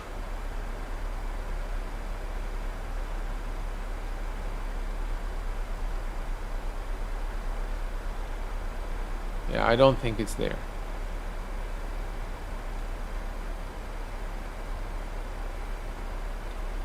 All right, here we go. There is restriction at 10,000. And we're approaching the transition altitude. Hi Q8, the only thing preventing me fly MSFS is the lack of flyby camera view. Yeah, I do agree with you that DTW is released. Perfect. So since it is released, whoever is going to win today is going to get their copy. Cool. Real FFA weather for KMSP is 21 degrees, 7 knot wind, few 14, broken 190, overcast of 5, 4 degrees. That's exactly the altimeter we got from Simbri. Travis, thanks for that. Thanks for the confirmation. I appreciate it, my friend. Thank you. I bought FS Replay tool. I can't remember the exact name. Yeah, Flight Control Replay. Yeah, so with Flight Control Replay, you can actually achieve that, but you have to do it in the drone camera mode. So in order so you have to position the camera somewhere where you like at the beginning of the runway, let's say if the aircraft is coming to land, and then you need to hit on Shift and Tab in order to make the camera still at that position. Then you would use the numpads 6 and 4 to control the drone and look at the aircraft as it comes. Use 6 and 4 to move the camera. You can slow it and increase the speed of the lateral movement by using the F8 and F7 keys, and that way you can achieve something like the flyby that we are accustomed to in X-Plane. I wish iniScene would make a KMSB. The default is very weak. I hear Flightbeam is making one eventually. Flightbeam has it already for P3D. And alright, bear reference standard. Let's do that. Set our altimeter. The altimeter is set, ladies and gentlemen, 2953. And we are now on. We're approaching our destination. We are looking good. Altitude is good. Everything's good. And yeah. So yeah, the default airport of Minneapolis is very, very bad in Microsoft Flight Simulator. I really looked hard for. There was one airport on the flightsim.to, but it has been archived and the developer has abandoned the project. It's a bit of a shame because it's a nice airport, but nonetheless we should be. Oh, Travis, that's very good to know. I was a real world controller at is that New York? Is that New York, Travis? That's very good to know, Travis. Everything is good. We're in a 737. Absolutely. 737 is the bomb.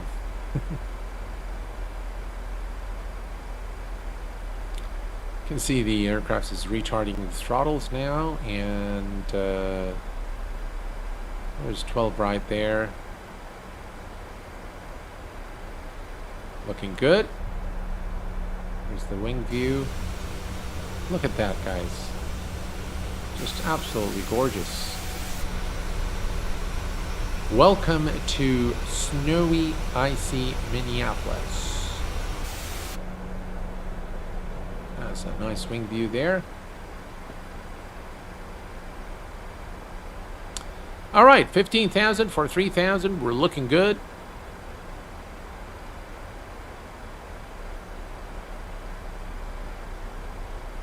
Which replay tool animate the spoilers in reverse during landing in the FW A320? I believe you can get that with Flight Control Replay version 5. I think there's also Sky Dually, if I'm not mistaken. Is it Sky Dually? I think it's called Sky Dually. I think that product is also, it's a freeware replay tool that has those animations too. I wish I lived in a place where it snows. Yeah, likewise here. See, the problem is where I live in Kuwait. We do have. It's not officially winter yet.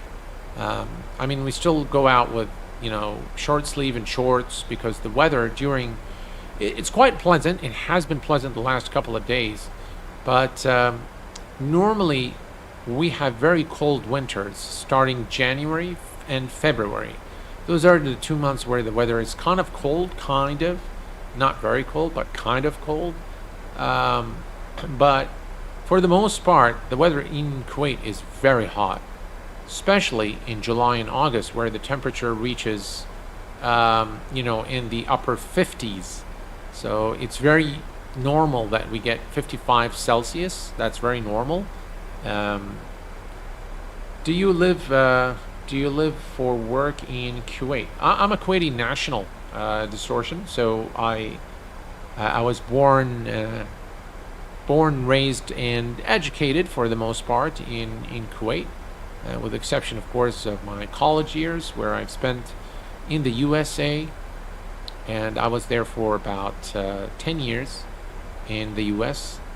The entire 90s period I was in the US. So I did my degree in computer science, and then I worked for a while So I did the practical training, which is a couple of years, and then I worked on my own for a couple of years. Total, I think 5 years I've worked in the U.S. And that's when I decided to head back home.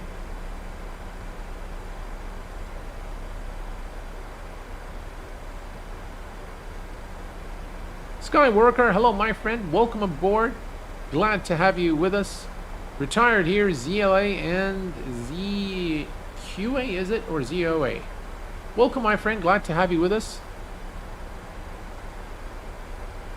Were you there during the Iraqi invasion? We literally left Kuwait a few days before the actual invasion.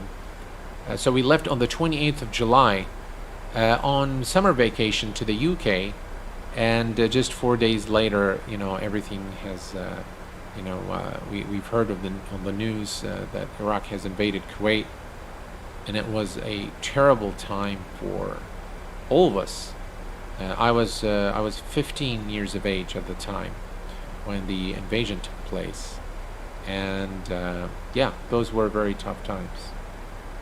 Q8, what is the giveaway? Chris, the giveaway is 2 copies of the iniScene Detroit for Microsoft Flight Simulator. We're going to do this today via a trivia where I will be asking a couple of questions, and the person with the first correct answer is going to win. Yep, that's what we're going to do today. All right, we're approaching 10,000 feet, ladies and gentlemen. Let's go and turn on the landing lights, runway turn-off lights, taxi and wing lights. All right, perfect. 10,000 for 3,000. And the airport is actually pretty close. It should be actually somewhere here. That's the airport right there. So we can see it. And we can see that everything is covered with snow, including the runways. So we're going to be landing on a contaminated runway today. Right? At least it's not raining, so at least the visibility is good. So there we go, 10,000 feet. Looking good.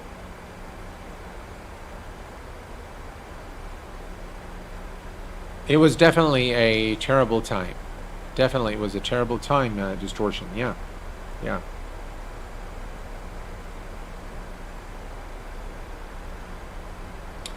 Kind of funny how us in the southern hemisphere are in the opposite season than everyone else. Yeah. Gonna need a little more landing length. We might, yes. So it's a hot Christmas. Well, so far, yeah, that's what it looks like. God, it's just, this scene is beautiful as you come into see this. This looks really nice.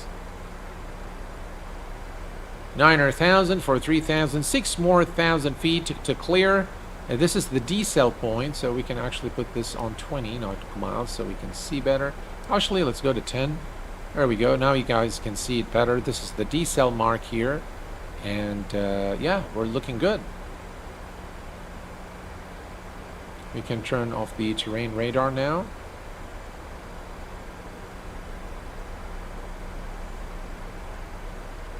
And we're looking good.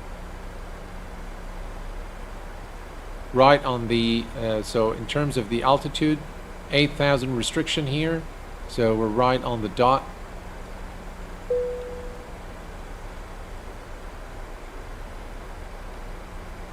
Strangely, we haven't seen any traffic on the radar as we approach the airport.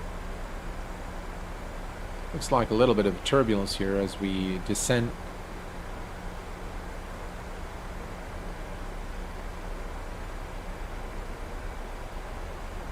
That's our turn.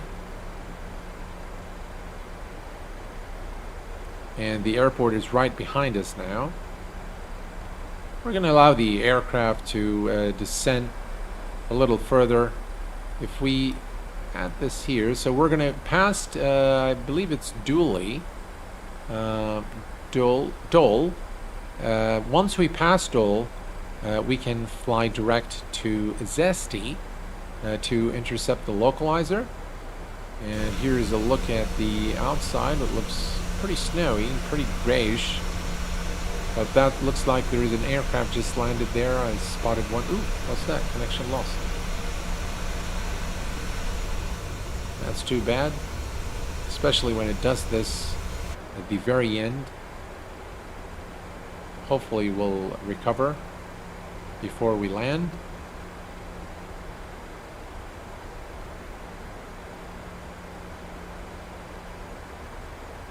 Speed check. Hello, my friend. Welcome aboard.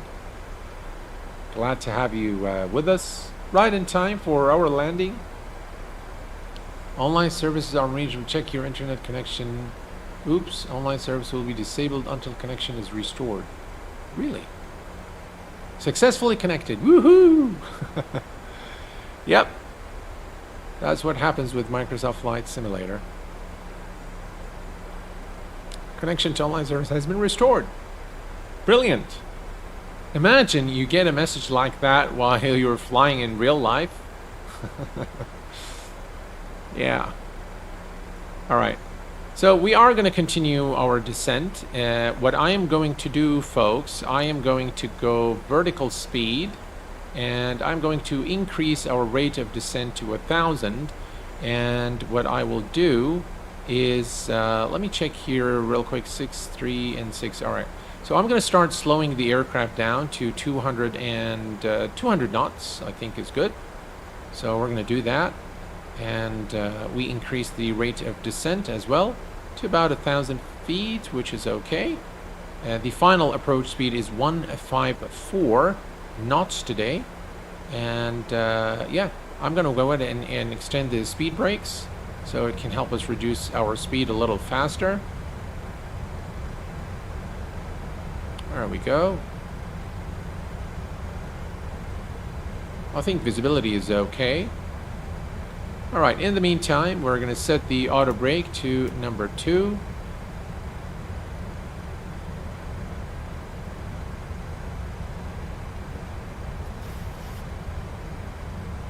Approach course is set. And the ILS frequency is set as well.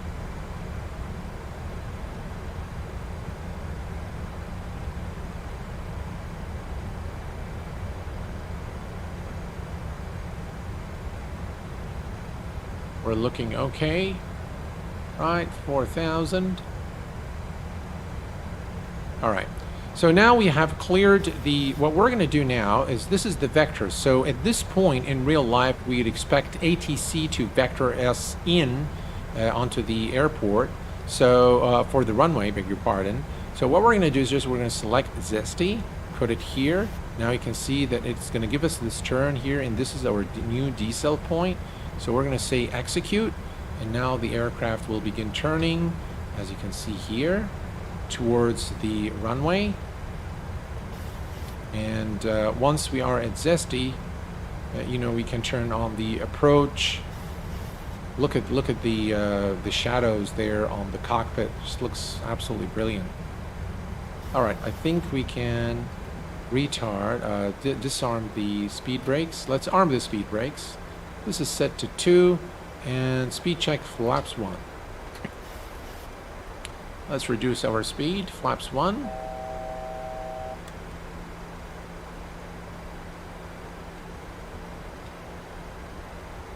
Alright, and for preparation for landing, we're going to set the engine start switches to continuous. We're going to turn on the, this was actually on auto, but we'll just go ahead and turn those on as well. We can see the glide slope needle. And we're going to go ahead and hit approach. Approach is now activated.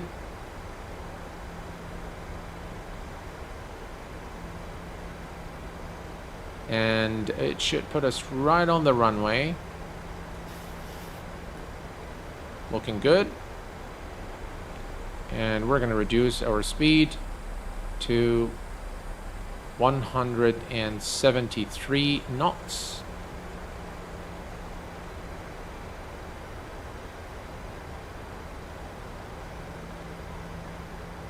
Creighton, hello my friend, welcome aboard. Yeah, the sun, the sunshade, the shades in Microsoft Flight Simulator are just simply amazing. All right, speed check and flaps 5. All right, I think we're getting close, so we're going to come here to our friendly FCR, and we're going to say record, connect, right, record, and we're going to type in KDTW, enter. It pauses a little bit with the PMDG, and hopefully it won't crash. Not after after this long flight. Perfect, perfect, perfect, perfect. All right, let's take this away, and all right, we're looking good. Flaps 5, and we are clear to land. Everything's looking good.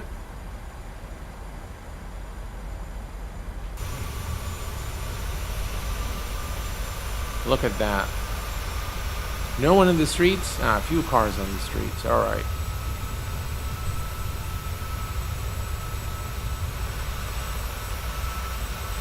And here's the turn towards Minneapolis, ladies and gentlemen. Single channel localizer is captured. Now, it's going to be very difficult to see. I think I can see the runway, but it's going to be covered with snow. So I'm not sure what's going to happen as we approach the runway. Hopefully we'll be able to land without incident. And we're going to monitor the glide slope needle here. Alright, so the glide slope is now active. As you can see, the needle's moving down.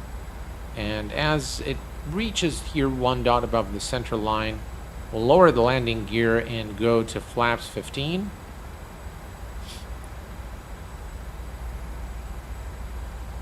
Alright, let's go ahead and start slowing down the aircraft, and we're going to go to flaps 15 and select gear down.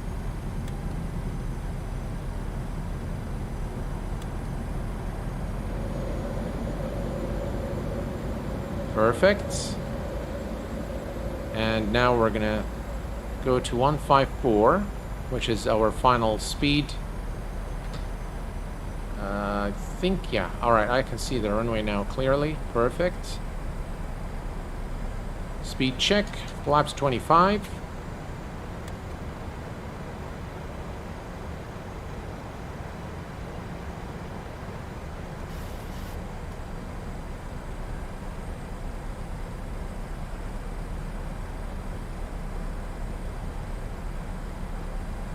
Speed check, flaps 30.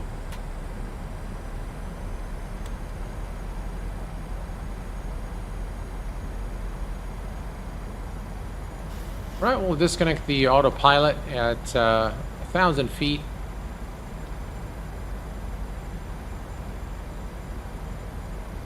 Looking good.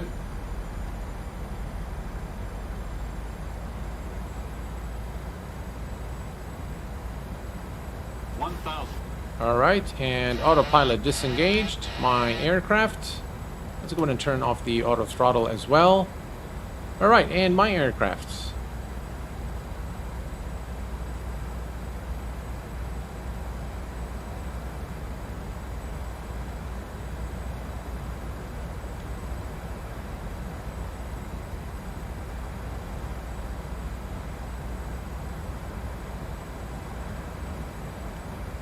Speed.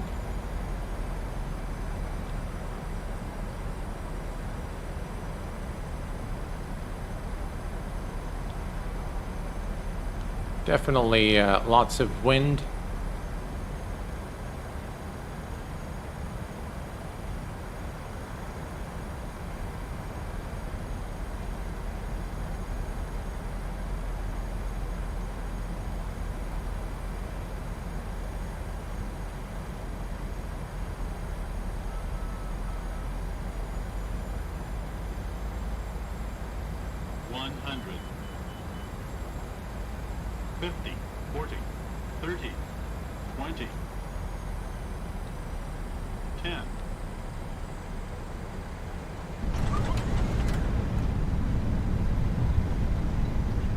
And ladies and gentlemen, welcome to Minneapolis St. Paul International Airport in the US of A. Reversers are out. And it does take a little bit of time here with the snow to slow down the aircraft. 80. Very good. Manual braking. Will the aircraft skid? Apparently not. Alright, we're good. And I think we can turn here. What's up with the stuttering there? That's probably FSLTL causing all these stutters. Alright, here we go. Yeah, I've noticed that one thing when you land into an airport where FSLTL is running, you might experience stuttering as it starts loading the aircraft, and then it settles after a while. Alright, perfect. Thank you, Aviation Mentor. Appreciate it, my friend. We're going to take a look at the we'll take a look at the runway in just a little while. Oh, ladies and gentlemen, we have Oz Flight Simmer. Is it? Hey, Shane. What's up, my friend? How are you doing? And thank you very much for the super chat, $10 Super Australian. Thank you so much, my friend. Appreciate it, Shane. Guys, if you don't know Shane is Oz Flight Simmer. I've done a lot of streams with him in the past. We've done giveaways together. He runs an excellent channel. So if you don't know him, please do visit his channel and give him a few hundred likes and subscribes. Thank you very much, Oz Flight Simmer. Shane, thank you very much, my friend. Very kind of you. Thank you for your support. Appreciate it. Appreciate it. And we have Mike V, just Captain Robbie. Hello, my friend. Welcome aboard. Yeah, maybe I'll do that. Captain Robbie, thanks for that. Let's go to FSLTL and remove. All right, perfect. So at least we can have a spot to park the aircraft. And luckily it's a Delta. It's a Delta gate here, so we'll go and park the aircraft there. I can barely see the taxi signs or any signs at all, but here, let's go ahead and make the turn. Shane, again, thank you very much, sir, for your support. It's very kind of you. I can't see. Is this the... Looks like, yeah, it's very difficult to see when you have snow. For some reason, it just becomes totally difficult to see the... all right, here we go. All right. Parking brake is set, and... Not yet. There we go. Parking brake is set. And what we can do now is we can go back to FCR, and we're going to say stop the recording. We are going to load it. All right, where is it? Why is it not loading? Ah, stop. Stop click. Connected. Load. Doesn't want to load.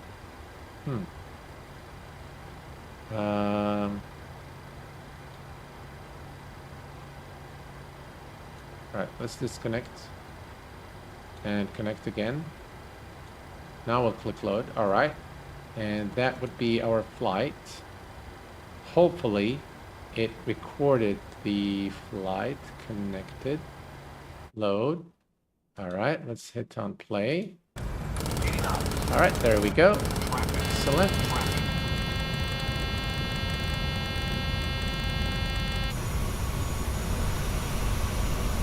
Now it's starting to do funny things. Let's try to go to FCR.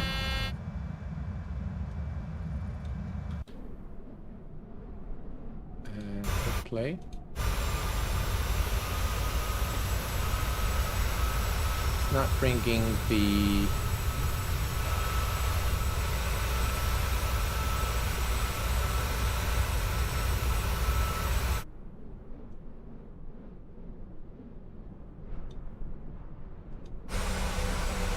Alright, here we go.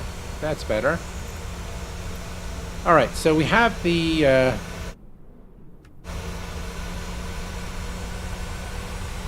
Alright. So now we can see the replay of our landing into Minneapolis, St. Paul. Never let FCR control your plane. Is the giveaway already done? No, not yet. Not yet, Kira. We're going to do it right after the replay. Things are still loading up. Looks like the internet connection. You know what? Let me... oh, it's alright. Just leave it. You can see the crosswind there.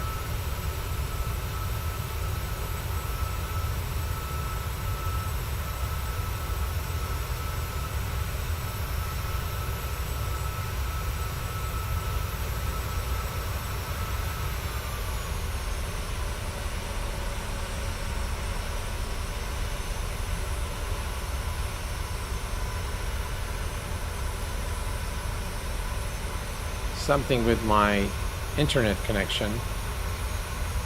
Connection has been unstable today for some reason.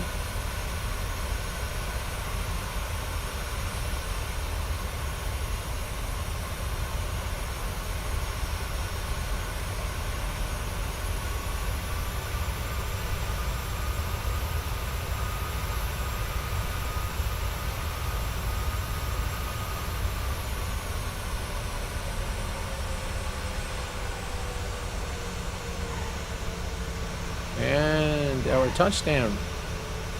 Right on the center line. A little bit, you know, we skidded off a little bit, but I'm pretty happy. I'll take it. I'll take it. And we can do this one more time. And this time we can do it, let's see here. We'll bring it back maybe right here. Yeah, I think that looks good. And play. And this time we'll do a wing view for your viewing pleasure.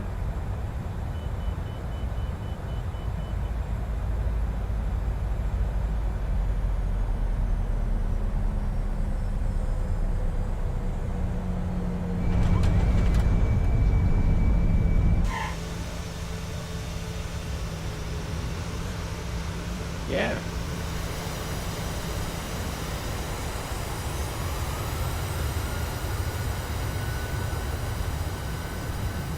And there you have it, ladies and gentlemen.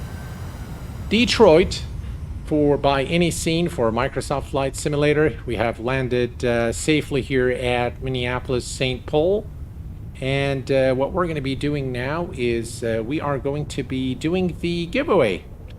Actually, it was very smooth, yeah. Thank you very much, Chris. I appreciate it. Could someone tell me again? So DBN more, don't worry. So the way we are going to do this giveaway this time is going to be through a trivia questions, and the first person with the right answer is going to win. Now, I'm not sure how well you guys know me, but let's see here. All right, so the first question is, the first person with the right answer is going to win. Can you tell me what is the date of birth of Q8 Pilot? I need the month, day, and month. Let's see how many of you guys have caught that in my previous streams. Date of birth of Q8 Pilot. So that's the year, Captain Robbie, but... All right, well, I'll give you another one. September 8th. You're pretty close, but not there yet. 21st March, December 2nd. Yay! We have the right answer from Aspage, 25th of September, 1974. That is the correct answer. I'm very surprised that someone actually knows my date of birth. Apji, is it Apji? Apji. So, Apji, what you need to do, my friend, is you need to send an email to info@q8pilot.com with your email address that is associated with the iniBuild store, and I will get you sorted out. I've already checked your profile here on YouTube. If you don't mind, I need you to also make a capture of your YouTube page with you logged in, and send that with your iniBuild store account to info@q8pilot.com. I'll get you sorted out ASAP. I'm actually I'm very impressed that you actually got it right. That's very good. Very good. Excellent. All right. All right. So here's the second question. And I think I have asked this question before as a trivia question, but it's been very long. But let's see who can answer this question, because I think it's probably long forgotten.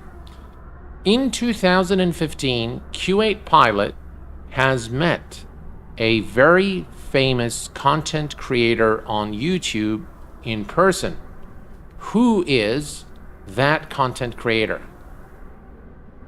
Again, those of you, I think, who know me very well will know who I'm talking about. All right, you guys are pretty close.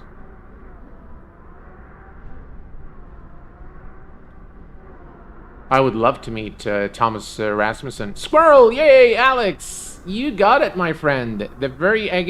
Squirrel is the right answer. Very good, Alex. And it looks like you're a really very faithful follower of the channel.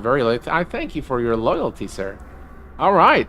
So it is Squirrel, guys. So I've met Squirrel in the UK in 2015. And we actually had a brilliant time. We went and had some authentic Lebanese food at Sheldon Square. And we chatted about all things flight simulation, and it was definitely a fun time. And I've even gotten the squirrel hat from him. So a great and fine gentleman. Again, if you don't know Squirrel, do visit. I think he's reaching 800,000 subscribers on YouTube, so very close to 1 million. So yeah, so congratulations to Alex and. I can't pronounce your name correct. I think it's Apji. Congratulations to both of you. Again, Alex, all I need from you is a screen capture just to make sure that you are the person who is sending the, sending the email. I need just a capture of your YouTube profile page. I've already verified it, so I know what it looks like. With you logged into your account, and send that along with your iniBuild store account email to info@q8pilot.com, and I'll get you sorted out. Well, that is it. Well,